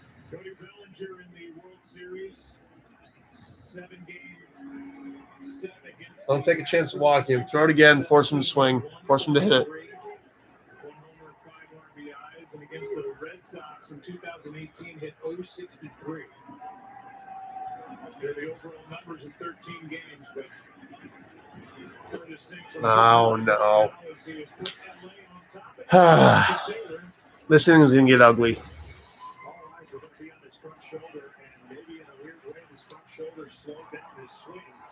Being sore, popping out. It doesn't show anything right now as he absolutely laces this ball over the fence. Man, I love that camera angle. I do too. That's such a cool camera angle. Oh, what up, Woody? Postseason, and then he learned his lesson. Kenneth says, I'm on deployment right now. When we pull into port, I binge your content. I love the passion you have for the game. Need to catch one of your starts next year. Absolutely, man. Thank you very much for your service. I appreciate you. Hit me up when you get back to the States. I'll find a way to get you some tickets. Their stadium that slumped on the year. Started out slow in the postseason, had 1 home run the first series, only 2 games, 1 home run the second series, only 3 games. But they look loaded since. A visit from Kyle Snyder, the pitching coach, his 3rd year with Tampa Bay. He's back to the dugout. Last batter. Not last batter, but this is The coach is on the steps. no, it's not his last batter, but this is a critical time in the game. He's got to find a way to get ahead and get this guy out, not let this inning spiral out of control. Two runs is enough. They can score 2, but can't let it get any further out of hand. Yeah. These 2 pitchers have really not faced the other team hitters, with the exception of a couple guys that they were in the American League like Mookie Betts. Bellinger was 2 for 3, now 3 for 4 with 3 homers.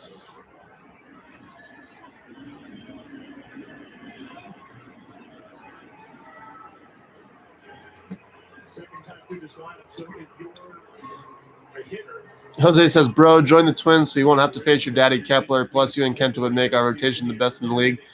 I own Kepler. I don't know what you're talking about, man. I own him. it does, yeah, it does. When you want to see the ball coming out of the hand, that's what a hitter always tell you. You can either see it real good or you can't, and then you got to try to pick something out. And that's the hard part against a guy who throws hard. Every hitter will tell you, for the most part, they look at one area and let the bat go. If the ball is a curveball or a fastball, Not a bad pitch there. they have success. You just can't get scared out of the zone in the postseason. Outside the strike zone, You give up a hit, you give up a homer. You can't get scared out of the zone. You got to keep going at it. Keep staying ahead. There you go. Peterson's one of those guys. He'd be equivalent to a long drive champion. Like, he can hit it all over the place, but accuracy's not going to be his forte. That's the way he is as a hitter. He just hunts fastball. He can spray it. He'll swing and miss a lot. It look like he's totally off balance. Multiple signs with no one on second. Interesting. Yeah. He goes around. The second Got him. is too late. No, got him on the foot. Taylor, Look at it. as the count goes to 1-2 on the hitter Peterson. I'm gonna tell you The reaction at second didn't look like it. He's not anticipating the throw. Back to the mound. Watch this. He stands about 6'8". He's standing up, and here comes the throw, and he doesn't. Oh, man. I thought he got him on the foot. Maybe he did. It looked closer from that angle. Ah. Oh, if his foot was down, he probably would have. Yeah, it's because his left foot was up in the air. Off now.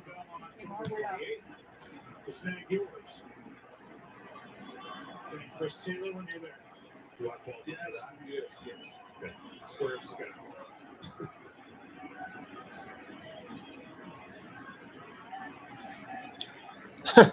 Kenneth's got that Joe Kelly deal with it shirt on watching the game. I love that. That's one of my favorite shirts. So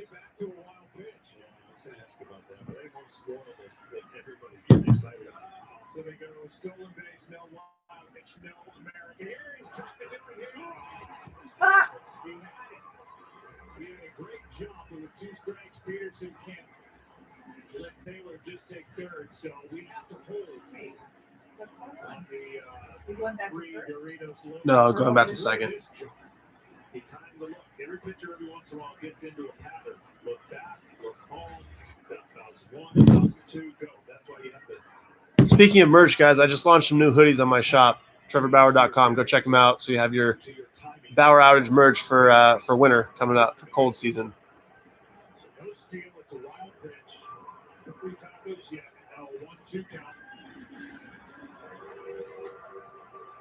Instead, a speedman throw back towards second. Great time to steal on first movement here. Part of the reason Taylor can go is how far when those Pitchers don't inside move twice in a row, and especially in this situation, Glasnow's not going to do it. He's trying to get the hitter out, so you can time the look again and steal third here.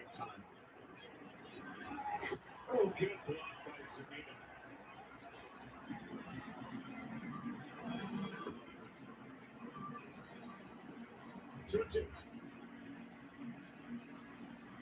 Zanino just does a great job right there. Like the hockey goalie wanted to drop straight in front of him as much as he can. Don't want it to go side to side. The target of which he puts up as well is trying to entice Tyler to throw the ball and release it a little higher on his breaking ball. Here is a 2-2. And there's a perfect example. You've spiked it up the breaking balls. The catcher will give you a higher target to get you to release it higher, so therefore the break is better intended at home plate. What is the double hit known as? Well, it's no longer a penalty. Top shelf fastball probably gets a pop up here. See if you were up on your USGA rule change. Fastball down and away if you can execute as a freeze. A zone curveball probably is a hit. Oh. I wouldn't throw a zone curveball again the rest of this at bat. Take a watch at this part. See that foul ball that was just hit? There will be some fair balls that are hit, and it'll hook and hit that fencing and have weird kicks. You'll see doubles and triples. Fastball up and away. Fastball down and away is a freeze. We saw that during the NLCS.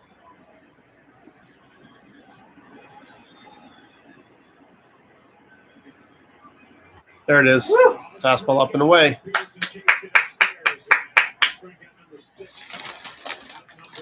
It's a big out for Glass right there. 81 pitches. He may get to go out for the fifth. I gotta get out of this one first.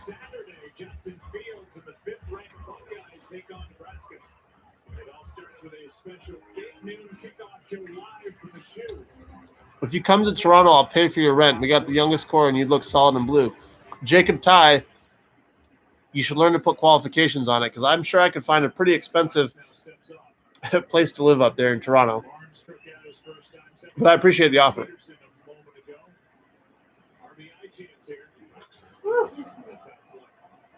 There we go. Getting ahead.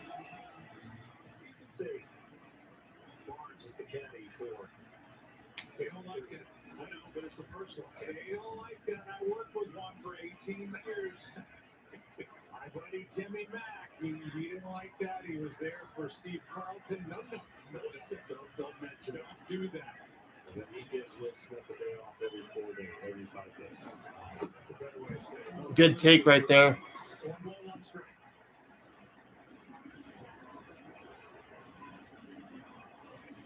That take is slightly confusing. That curveball barely missed the zone. He didn't even budge on it. He was kind of on the fastball, but a little bit late. So what do you go to now? That's the right pitch.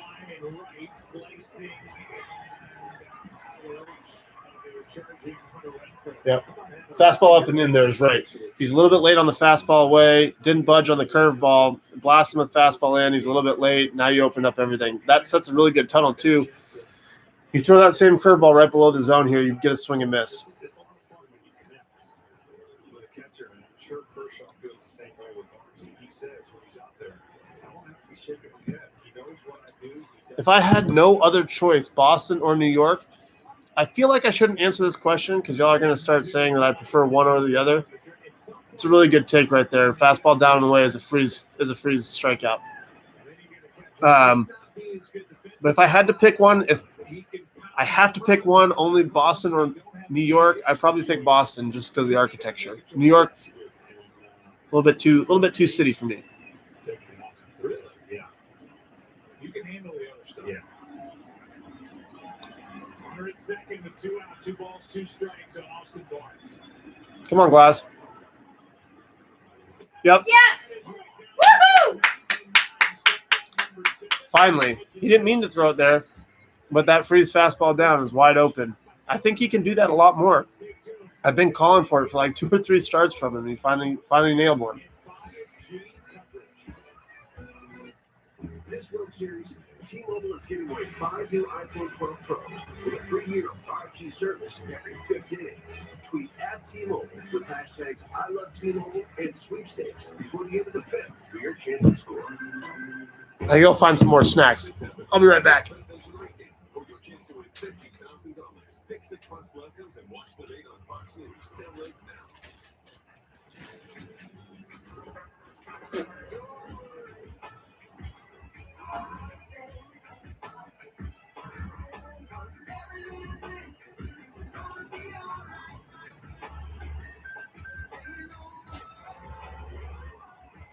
Now you can lease a new 2021 Corolla LE for just $199 a month, or get $1,000 factory cash back. We make it easy. Toyota, let's go places. Do you see that? It's McDonald's. Do you see that right there? Oh, can you stop? I'm so We're so close. There's another one right there. Oh, cool. It's right there. It's right there. All right, new addition to the snack lineup. We got some cherry tomatoes. Every moment on the $1, $2, $3 menu. Mix and match old favorites and new classics, like a hot and spicy McChicken, McDouble, or What other questions do we have here? Get any two for $3.50. Jack, I'm looking at your MRI. Your shoulder seems to be healing nicely. Well, Dr. Farrell, it feels really good. That's good. And I'm sorry, baby, don't touch that. I don't want you to Twin, do it. twin call? Thoughts on Toronto, specifically being a different country? Obviously, Jays fans would love you, FYI. Would they? I feel like Toronto fans don't like me. I think we have a history together, and they cheered when I got hurt. And Toronto fans, I don't know. Would Toronto fans like me? Do we have any Toronto fans in this chat? What do you guys think?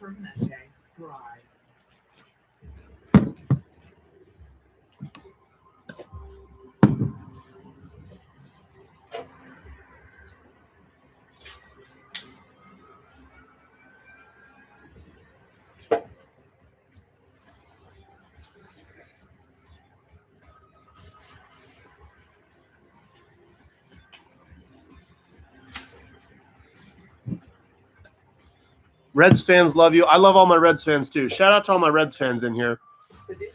I appreciate all you guys. Looking forward to seeing you guys again soon. Thoughts on catcher nail polish? Yeah. I think it's important for hitters to for the pitcher to be able to see the signs. That's like there's nothing worse than being out there and like looking in like what sign is that? And then you cross someone up. So anything to see the signs better, I'm for it. Straight one is into Joey Wendell, who flying out to left his first time. Former member of the A's organization.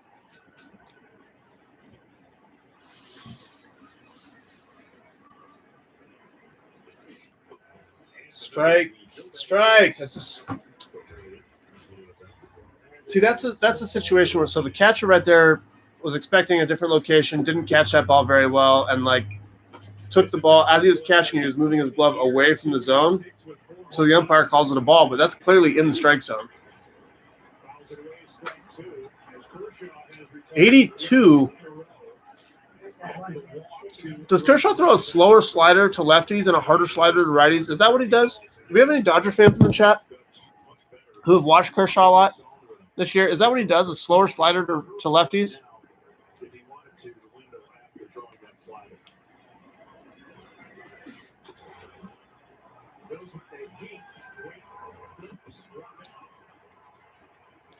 Well, if you're trying to figure out how you hit a guy like Clayton Kershaw, check this out.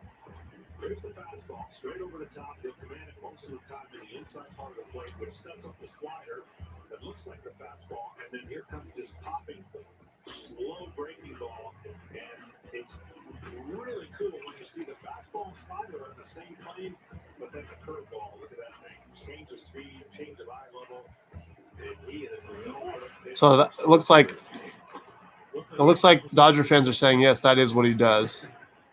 Well, he has such great glove side command, and that's that side of the plate that his gloves on. And so by setting that up, facing majority right-handers over his career, he could throw that slider at that back foot. But see, that's the pitch right there that he could throw for a strike.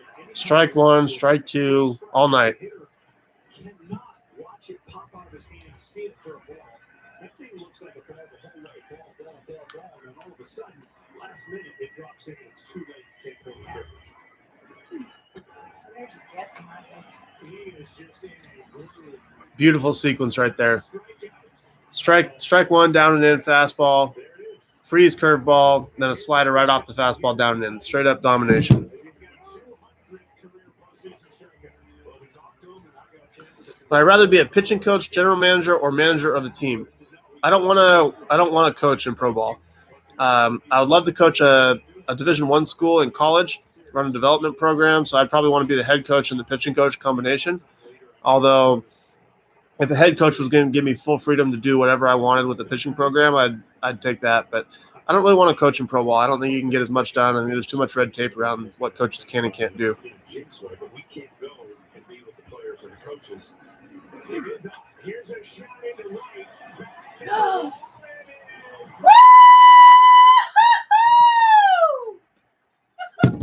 So, do I take it you're rooting for the Rays? Yes. Was that a fastball? Well, I missed what pitch that was. Was that a fastball?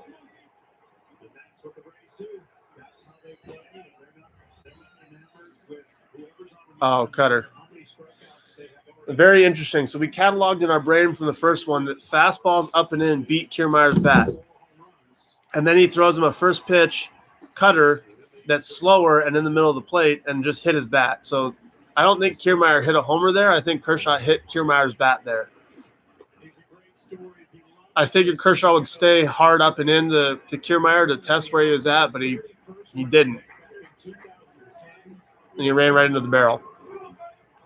2 years after the Rays went to their other World Series, well, he adds with his bat. So evidently the wrist feeling much better. Line drive out of the park and with 2-8 nobody on in a 2-1 game. The count to Zunino. Swung on and missed, and it goes to 2-1. If he throws that cutter down and into Zunino, expect it to leave the park here. He got away with it in the first inning, or the first at bat. Zunino will chase out of the zone. Kershaw's just got to keep that slider out of the zone. Don't keep it in the zone. Ah, man. That's the pitch right there. And they just do things opposite of what the Dodgers are good for. The Dodgers are good off of fastballs as a team. The Rays, they're better off of non-fastballs. Oh, maybe I'm wrong, but that pitch scares me in the zone there. With the Rays 26th home run of this postseason. 2-1 ball game. Halfway through game one. Halfway through. Jeez. Still your best friend, and now your co-pilot. Still a father, but now a friend. Still an electric car, just more electrifying. Still a night out, but everything fits in. Still hard work, just What was my major in college? I was a mechanical engineering major in college. just more legendary. Chevrolet, making life's journey just better.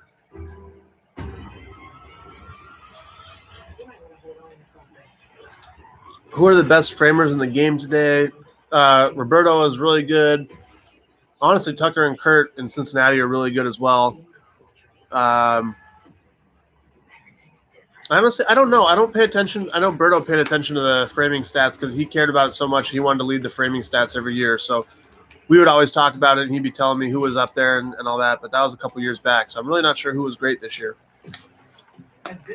I do know Kurt and Tucker stole a lot of pitches for me, though. That really helped. So shout out to those guys. I love throwing to Kurt. Love throwing to Tucker. We all worked real well together. But no matter how things change, one thing never will. You can rely on the people in the network of AT&T. Cherry tomatoes. Nice. A little bit of sour with a little bit of sweet and crunchy. My favorite type of cherry tomatoes. But we can still touch people's lives. My mom's peeling eating her broccoli over here. Broccoli stalk. So I got me a broccoli stalk, but all the outside part of it is peeled off. So it's just the inside of it. So I enjoy eating broccoli stalks too. Such healthy snacks I have. Together, we can start something priceless. I feel like a rabbit eating rabbit food. Tastes like smoky too. Like our go-to place. Tastes like anticipating. But rabbit food is. Joshua says, come to San Diego. I wouldn't mind playing for San Diego. It looks like a real fun team. A lot of energy down there. My type of group.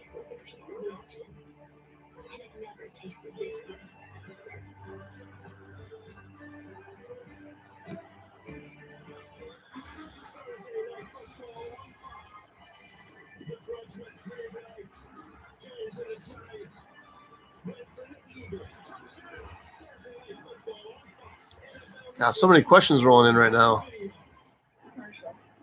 Yeah. All right, we back on. We got a game.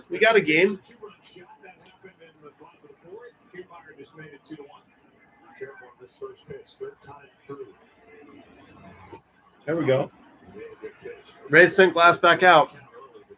I like it. But we'll see how this goes. This is usually what the Rays are afraid of here. It's the third time through. Come on, Blue.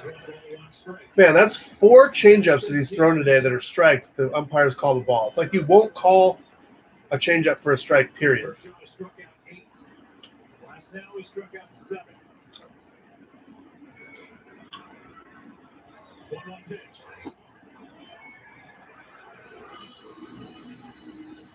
Maybe Glass will get a makeup call.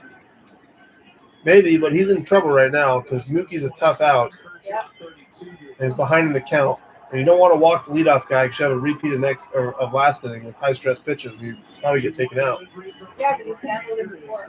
Back to the backstop and the count 3-1. There's been a lot of 3-ball 1-strike counts tonight. Yeah, I'll give Tyler some credit. He's come back in these counts and really made some good pitches. They pretty much Yeah. Getting the pen going and making sure everyone's ready to come in, but you don't want to walk the leadoff guy and face the middle of the Dodgers order here. Can you see that call was just made? No.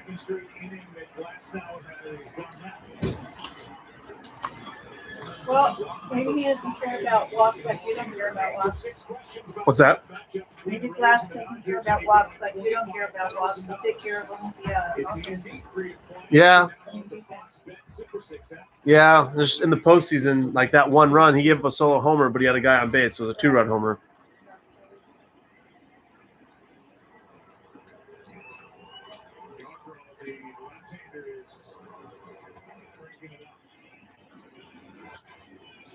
Good pitch right there.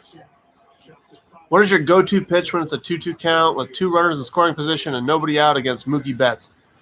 I have a breaking point on this, actually, on this channel where I break down an at-bat against Mookie in spring training. So if you haven't checked that out, go check it out.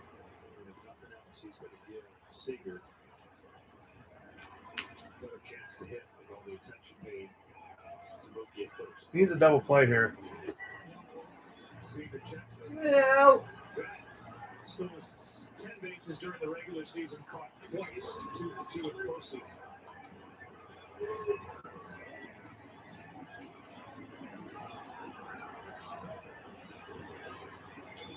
Throw another curveball here. There he goes. Tacos for everybody right there. And now, again, and this time officially, Mookie Betts is still on the first base in the 2020 World Series. That's stolen base like he did back in 2018. Better than that than overthrowing second. Free Doritos Locos Tacos stopped by Taco Bell on October 28th to St. George. Then he was a Red Sox outfielder. Now he is a Dodger. Good pitch there. Outfielder. And after being Throw it again. Boston, he signed a 12-year contract to stay a Dodger for the rest of his career. So you get tacos, you get a taco. We have 24 hours for the Talking about Mookie. Throw it again, Glass. Don't risk going 3-2. Throw a fastball up and in again.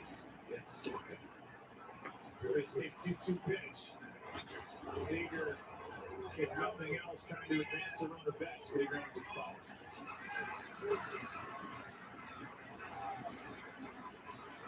You want this ball to get up in the air, pop it up, keep Betts in second. Fastball up and in.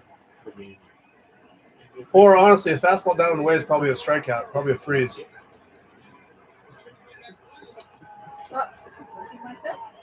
Runner in second, and Seager with a good There you go. swing, a 98-mile-an-hour fastball. The count stays Still late on it.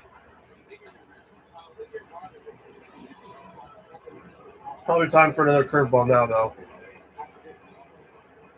You got room to go a little bit higher, a little bit more in. Fastball down and away. Not quite open right now. Fastball up and in. Here is a 2-2. Yeah. Good block by Zunino.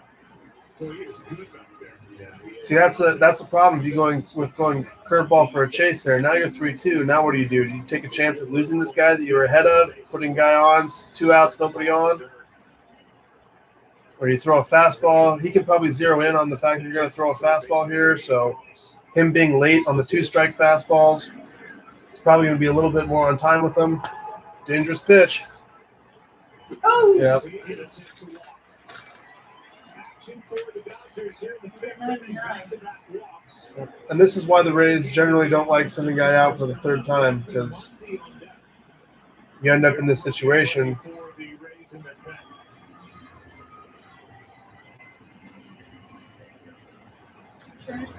Mm-hmm.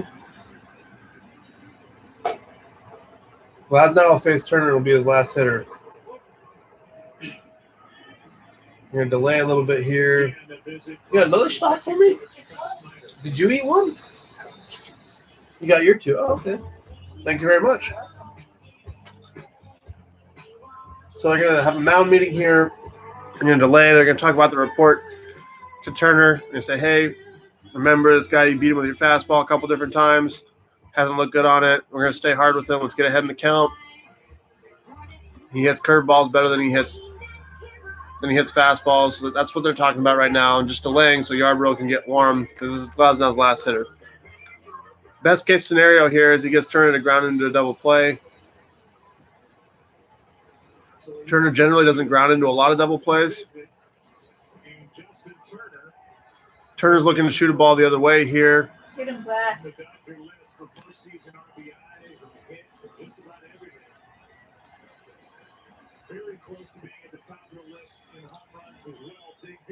You had a hell of an outing against the Braves. Would you rather face that lineup again or the Dodgers? I match up pretty well against the Braves. I didn't mind facing them. I don't know anything about the Dodger hitters, though, so I really can't say. Oh, they got him. Oh, I don't know about that.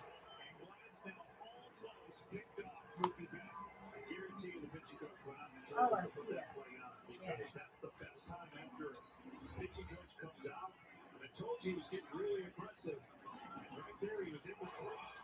Oh, man. A good throw has him for sure.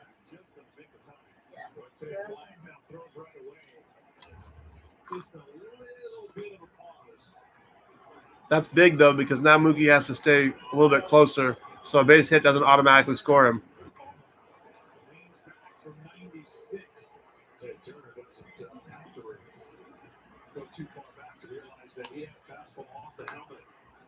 Oh.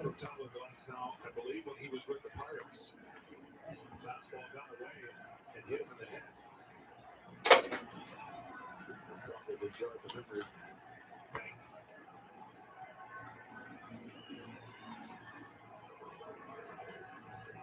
Here's the next and a foul backing out of play. Changeup is not the right pitch. He's lucky that ball did not leave the yard. Now, it sets him up fine for the rest of the at-bat. He got away with it, but man, Turner's been late on fastballs all night. He threw a 90-mile-an-hour changeup up in the zone. 39 postseason RBIs for Turner with the Dodgers. So he turns to the right when he's pitching, it's not a ball? Correct. I got a chance to ask Turner about his leg kick. He said there's a timing mechanism, and his leg kick will change from time to time, pitch to pitch. Yeah. Fastball beat him again. You got to stay hard here. Just beat his bat with fastballs. 'Cause if not, it gets the ball in the air. Probably don't advance the runners. It's an interesting dynamic that has worked for him and made him the prolific hitter he's been for the Dodgers in this run. Set up here in 1-2. Blackstone has struck out 7 in the bats. Yes! Fastball beat his barrel.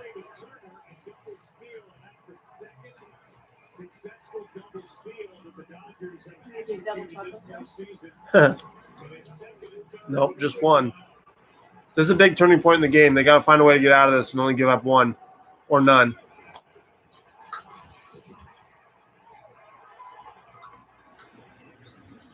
Here we go, Glass. Glasnow's got to be done, I think.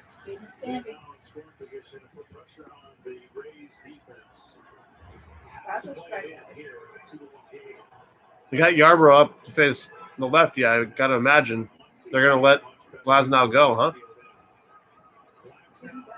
Interesting.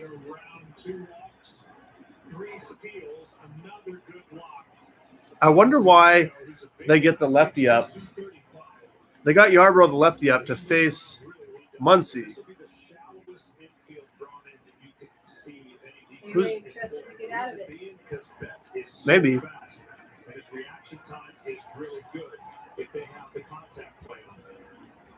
So that is the guy who can hit the ball well over 100 miles an hour. Talk about reaction time at the plate or even how much reaction time you get. I do like this matchup. I think Glasnow.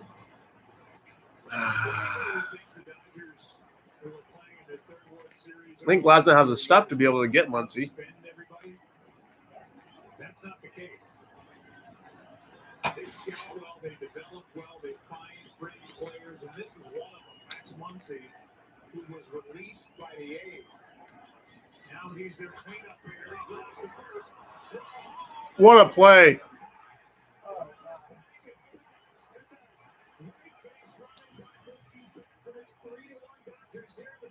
Great play, but just couldn't. Ah, wow. All around good play there. That's tough, though. Tough, though, on a ball that takes you that way, you almost want to just take the out.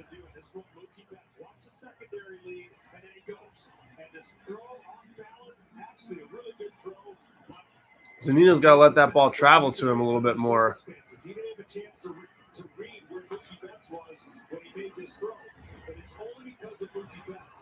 So in that situation, if you take the out at first, it's 3-1, man on third, 2 outs, and you got a real good chance of getting out of it just giving up 1. Now, first and third.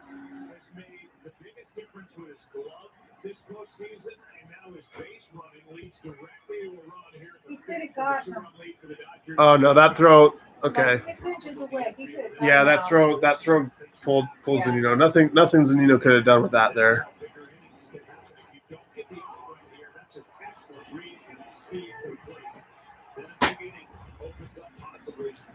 Yeah.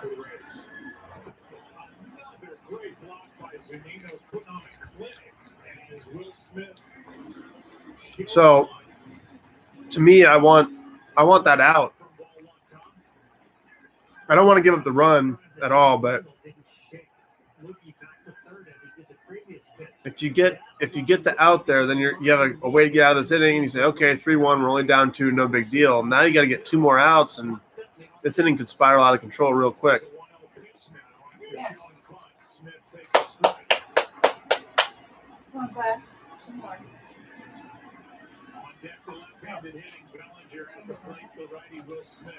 The DH tonight. Smith in the same situation against the Braves went to the wide open second base side of the field, right side. When he's throwing over to first, the guy at third can come home, can he? Still home? Yeah, but it wouldn't. He'd probably be out. 25% of the balls that are playing for the ground. That's why earlier you saw the 4 outfielders. That's because they're playing the percentages.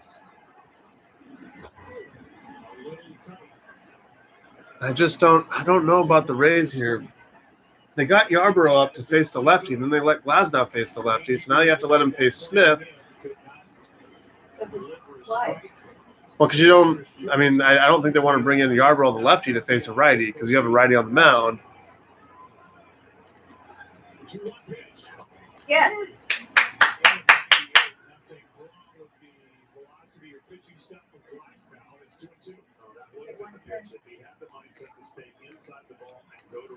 $110 pitches here. Does adrenaline help him with that? Yeah, I mean, he's not feeling it. He's fine right now, but 110 pitches, and he's not even out of the fifth. That's what all those deep counts early in the game do. Now they're letting him face the third. They're letting him face the order for the third time, which they normally don't do. And so all those pitches early in the game cost him that. Because, I mean, if he was only at, if he was at 80 right now and he's going to get to face the third time through, like maybe they let him go 6 or 7, because maybe the situation is different if he didn't walk people and all that. I mean, if he doesn't walk people, it's 1-1 right now.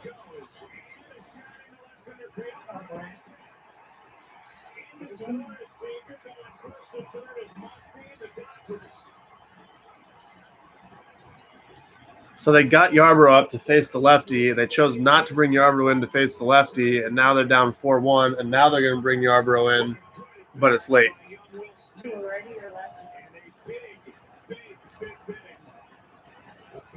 Lead, a chance for more, and they have knocked out Tyler Glasnow.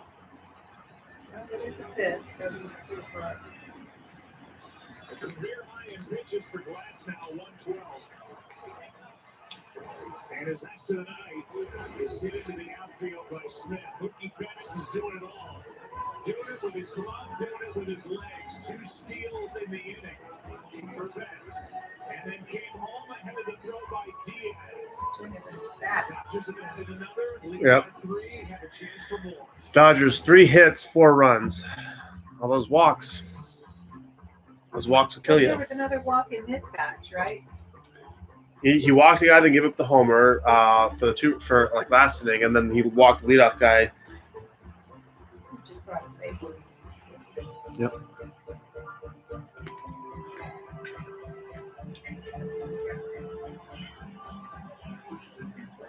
I think he walked 2 this inning. I don't know if it was this inning or this one and last one. He walked Mookie, Okay. and then he walked. Yeah, I'm pretty sure 2 walks. Well, how many just came in? One? Huh? How many just now came in? One? They scored 2 this inning. I think both walks have scored. Okay. It's getting to know you, so you can be your help. Do I still have beef with Garrett Cole? No, I do not have beef with Garrett Cole. I never had beef with Garrett Cole.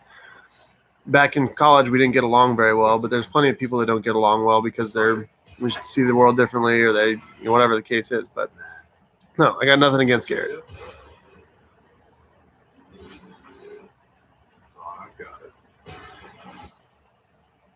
What's my opinion on defensive shifts?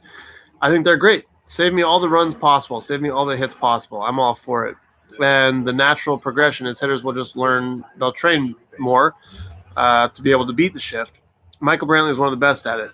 Every time they'd shift Brantley and put 3 people on the right side of the infield, he'd just shoot a ball the other way because he was talented enough to be able to do that. After he did it 4 or 5 times, teams got the idea real quick that, oh, you can't shift Brantley because he can actually hit the ball that way and he's willing to do it.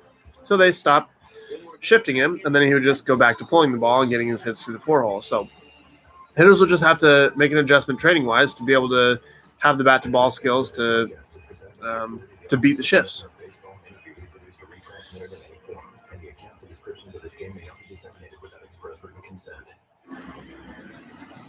Well, the Dodgers, after playing long ball in the 4th inning, playing some small ball here in the 5th. They'll take it any way they can get it, leading 4-1. Glasnow is finished, leaves with runners at the corners and only 1 down. Cody Bellinger will deal with the left-hander.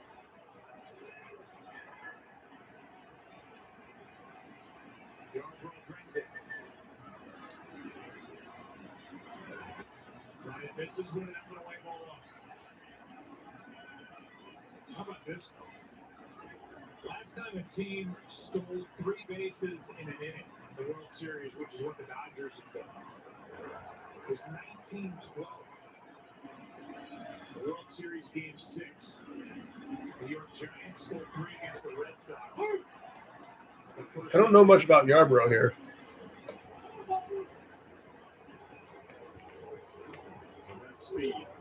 I haven't seen him pitch a whole lot, so interested. He's got a sweeping slider and kind of a 90-mile-an-hour fastball, it looks like.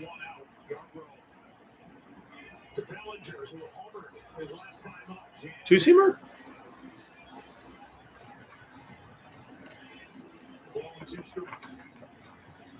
The home run is 4th of this postseason.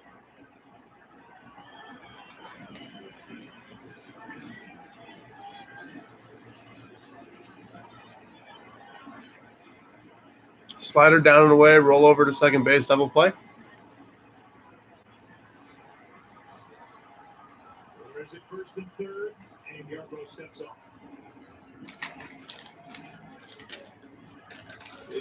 Got to get out of this inning. 4-1, you're still close. You still have a chance. Kershaw's been locked in for sure, but Rays still have a chance to put together an inning. But they let this any more runs score this inning, the game's probably over.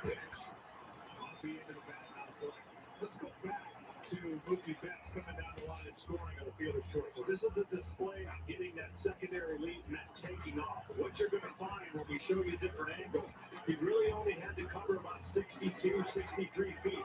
That lead and that throw allowed his speed to beat. But think about the distance he covered. It wasn't 90. It was about 62 to 63. It's funny. It's fun watching Mookie compete because he competes at every level of the game. He takes a lot of pride in his defense. He gets fired up about making defensive plays. He takes pride in his base running. He gets fired up about that play. There's not many players out there that you can watch that really compete in every single aspect. They'll compete hitting, but then they kind of tune out base running, or they'll compete on the mound, but they don't compete in the gym in between or something like that. It's fun watching Mookie. It's one of the things that makes him so good. This year went 1 and 4. Starter primarily, ERA 3.5. Made 9 starts, 2 times out of the pen during the regular season.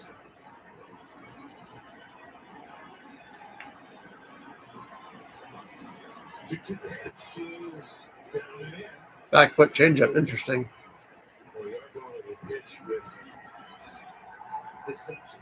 He will use his cutter, his changeup, and sinker almost about the same in usage of percentage, and then he's throwing that curveball. But he's got a funky release point.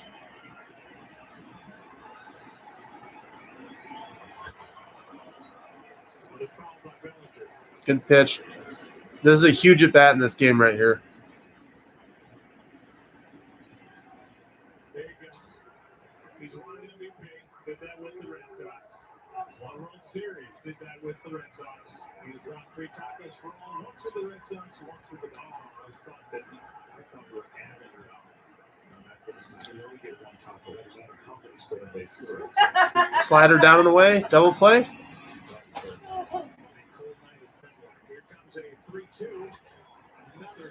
Sinker in. He's close to that pitch. I wouldn't throw that one again.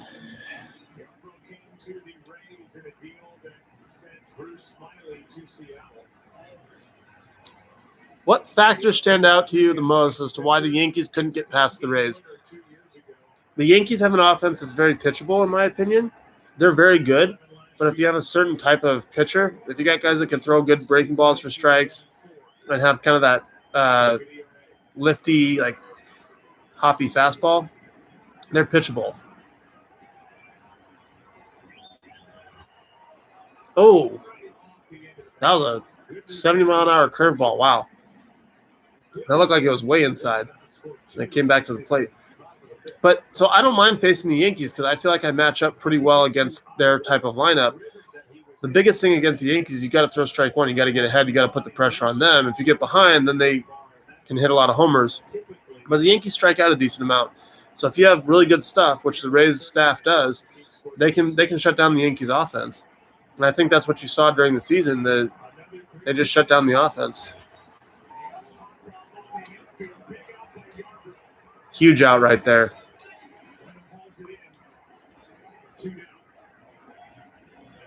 Will be Chris Taylor. Yarbrough missed time on the IL for groin tightness. And John, this was a Tampa Bay. This is a dangerous at bat. Chris Taylor can come through, hit a ball in the gap here, score 2. Got to get out of this. Got to keep the focus. Got to get this last out. Keep this a game. With all those injuries from August 9th through September 1st, they had 13 on the IL. They won a Major League Best 18-4. Yeah, it's incredible to their organization and how they prepare their young players to come up and fit in right away. Yarbrough trying to keep it a 3-run game. There it is. Oh my goodness. Just one. Yep. Just had a feeling that one was coming. You could kind of sense that. Long at bat by Bellinger. You get him out. You feel like you're almost out of it, and then bam, little lapse of attention.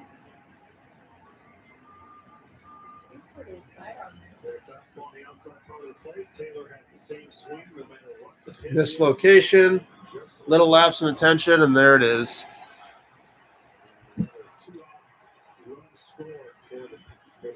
There's the 5 runs that I thought the Dodgers would get tonight.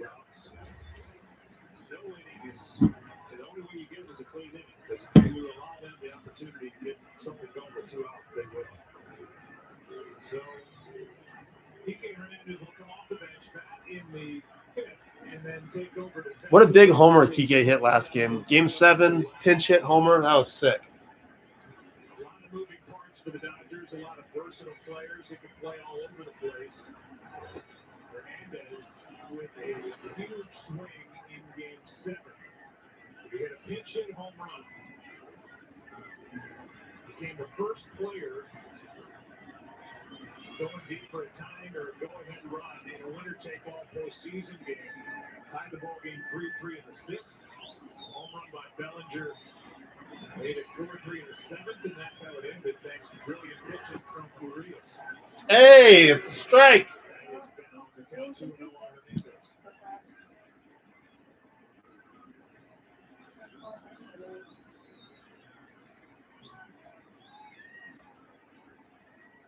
Hey, you don't want to walk Kike here. You got to force action.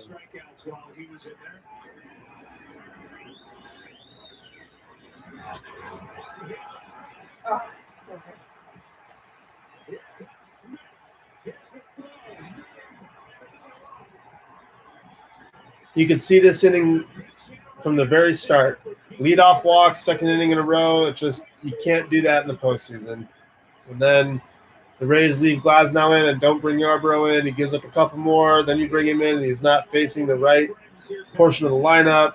You got to face a couple right-handed hitters.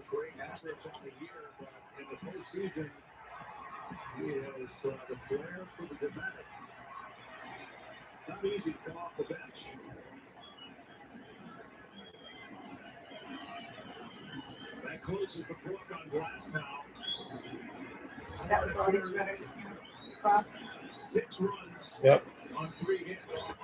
This one runs in. And now as you look at this inning, not getting the out at first when they tried to get Mookie at the plate, plays really big. They got 2 outs. It was 3-1. Could have gotten out of it, saved 2 or 3 extra runs by taking the sure out. Extra outs are really hard to give away in the postseason. That costs you a lot more in the postseason than it does in the regular season. Every out is so valuable. The Dodgers scored 11 runs in the first inning, but they did it with 10 2-out runs in the first inning, put that game away. Huge 2-out runs throughout that series, and they have picked up where they left off. A lot of walks still go on. There's the 2-out runs this postseason for each team.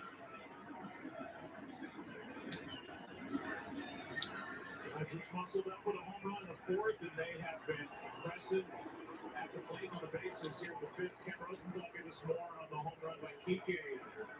Well, John mentioned Kike's flair for the dramatic. He's a potential free agent. He told me before the game that he was thinking, and that is fact, this could be my last at-bat as a Dodger, and I'm going to leave my mark. Well, he did. He tied the ball game. But here the Dodgers are. Leading in game one of the World Series. Good pitch. Strike two on Austin Barnes. But to me, the Dodgers are just like a football team that tries to impose their will at the beginning of the game. They're going to run it right up the gut, and they're going to make the other team try and stop them because it's relentless. And the relentless approach in baseball would be they take their walks. It doesn't seem really sexy when you're taking walks, but it adds up. It passes at the top of the next guy and adds some stress to the pitcher. And that's been what they've done. That's how they keep back. And everyone wants the home run, and the home run is definitely the key. But when you can draw walks and get on base, and you can have a separating difference between the two teams, that's what the Dodgers do. And they hit with runners in scoring position. Man, let this inning be over. This inning feels like it's been going on for 40 minutes. 40 pitches. Somehow get the lead early. But all that stuff I just said could go right out the window by the sixth inning because of what they can bring out of the pen. High fly ball into left. Coming to get it, Marco. All right, something to watch for coming up. Kershaw just sat for what felt like 40 minutes. I'm not sure how long it actually was, but Kershaw sat for a long time. We'll see how he comes out. If there's a little bit of wildness or a little bit of ineffectiveness in the first couple hitters, oftentimes that an inning like that can kind of swing a game. It can shift people away from being locked in. Maybe you get a lead, you let down a little bit. I don't think Kershaw's going to do that mentally, but younger pitchers, sometimes you see that. They get a lead, they let down, all of a sudden they walk the first 2 or 3 coming out of the inning before they lock it back in, and their night's over really quick. So look for the Rays. The Rays need to come out and put something together here, get to Kershaw a little bit, maybe put up a couple more runs and stay close. If Kershaw goes out and has a 3-4 hitter inning, gives up no runs, even a solo homer in a quick inning, like this game's probably done. When you get any medium or large drink from Taco Bell, you may find yourself with so much power. Maybe too much power. And for a chance to win the all-new Xbox Series X. Khabib or Gaethje? That's a great question. How can you bet against Khabib? The guy's lost one round ever in the UFC. Now Gaethje's great, obviously. I just think Khabib has something that no one else has an answer for right now. I think he's his wrestling, his I haven't seen anyone be able to deal with Khabib's wrestling before. So I'm taking Khabib. Hopefully Conor beats Poirier and we get Khabib Conor 2. That'd be a massive event. But that's what I got. I got Khabib. Not to count out Gaethje though. I do think Gaethje has the right types of tools to beat Khabib. He's very good cardiovascularly. He's got good endurance. He hits hard, but I just haven't seen Khabib really get hit a whole lot. Even against Conor, Conor didn't really square him up. So one thing to watch for with Khabib, obviously the passing of his father. Who knows how that's going to affect him, but he seems locked in from everything I've seen.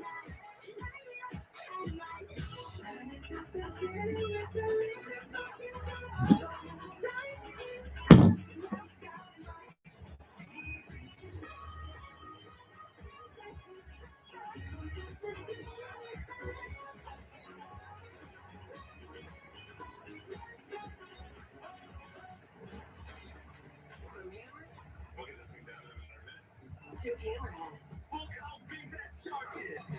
Whatever you're into. It's on the Discovery family of networks.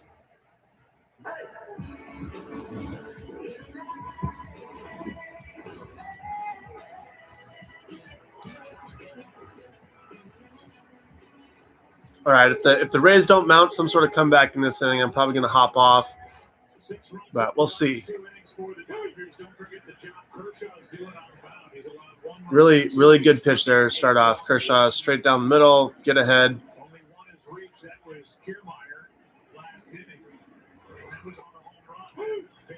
Yep. Doesn't look like any negative effects from that long layout for Kershaw. The Dodgers are better off defensively. A true pitch goes in the dirt. Well, the KT veteran and Kershaw knows how important the first batter is after a long layoff. He went out there and got all the throws he could. That was 36 minutes between pitches. Once it's all said and done. So you really want to go out and you don't want to show any ill effect. 36 minutes. That was pretty close. Yeah. Right on. About 40. First hitter out just settles the nerves after a long time. Good take there from Yandy. The mood of the clubhouse is saying, you know, typically after an LCS or postseason series, Cut her down and in, strike three. Swing and miss. Pick up with the next series, but they clinched 2 nights ago. And so they carried momentum in. Now, it was just 3 nights ago that Tampa Bay clinched. What a play by Turner. Wow.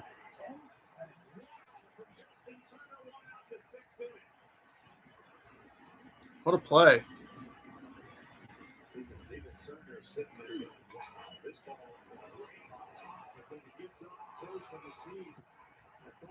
It almost looked like he didn't know if he had the ball or not.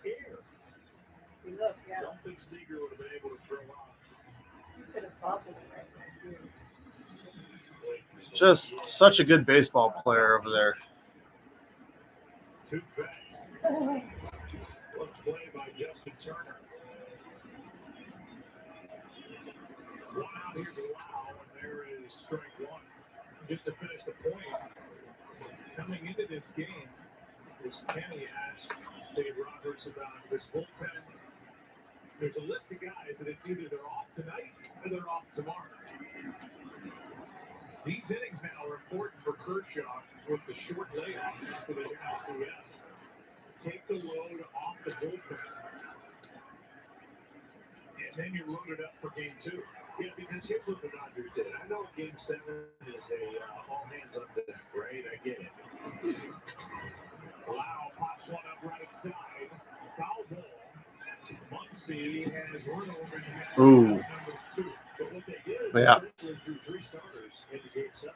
So to his point, you know, if we don't Looks like Kershaw is locked in and is going to stay that way. this game, which looks like it's going in the direction where you go. Although the 7th inning is usually what gets Kershaw, I guess, traditionally, but I don't think it's going to happen tonight. I think he's locked in. I think he's good to go. He might go 8 in this game. How the Dodgers got it done. So it presented a game 2 problem, not a game 3 problem. Here's one shot by Rosarena. Just into the game. Hernandez, and after that long layoff. That's a big inning for Kershaw for a lot of reasons. One, low pitch count. So now he just bought himself probably an extra inning. So instead of only getting through maybe 7, he probably can get through 8 now, which again, like they were talking about there, helps the Dodgers reset their bullpen.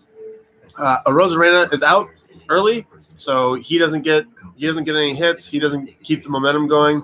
Which, if you're the Dodgers, that's the one guy you had to come into the series and say, okay, this guy's hot. We're gonna put an emphasis on getting him out, not letting him beat us. And it shuts down the momentum. So now, like, it just solidifies that, okay, this game's over, and the Rays probably in their head like, all right, we'll pack it in, we'll get them in game 2 type of thing. So 40-minute layoff, 36-minute layoff, came out, threw a bunch of strikes, no ill effects from it. Veteran stuff there from Kirsch. Great play by Turner down at 3rd. Looks like the Dodgers are going to win this one pretty easy. So I'm going to take a couple questions, finish it out, and then I'm going to hop off.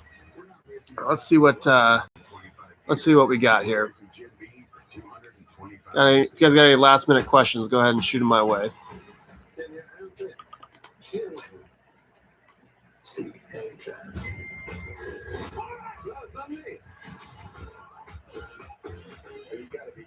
What happened to the free Joe Kelly shoes? They were given away to a fan.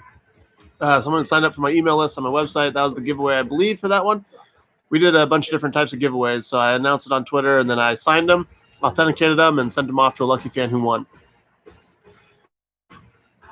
Who has the best pitch in baseball, and when are you going to steal it?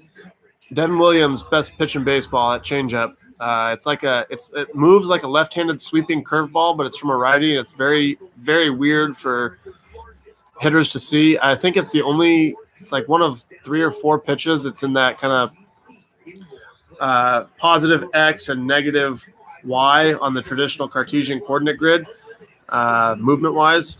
So it just hitters can't pick it up, and they just don't have any solution to hit it. Let's see. As a competitor, who is your favorite batter to face? Probably Machado. I love facing him because it's always a puzzle trying to figure out how to get him out. He gets me a lot, but it's fun facing him. Let's see. One more. How did you like the 60-game season with no fans? I didn't like 60 games. I wish it was longer, and I didn't like no fans. I definitely like the fans being at the stadium. Brings a lot more energy, a lot more like interaction. I love signing autographs before the game and interacting with fans in between innings and stuff like that. So hopefully everything's back to normal next year. That'd be nice.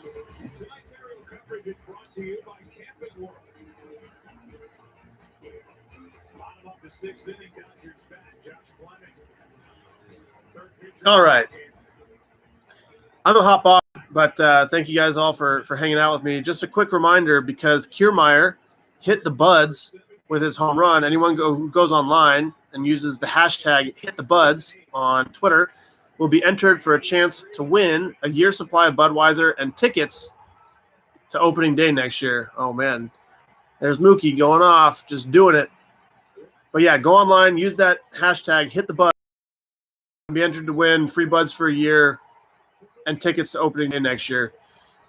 Thank you guys all for hanging out. If you haven't hit that subscribe button already, please do now. If you haven't checked out trevorbauer.com, go ahead and do that as well. Get you some hoodies coming fall and winter, and I will see you guys tomorrow. I'm gonna put that tweet out, let you guys know what time I'm streaming and how to get my my virtual autograph. So I'll see you guys tomorrow. Have a good one.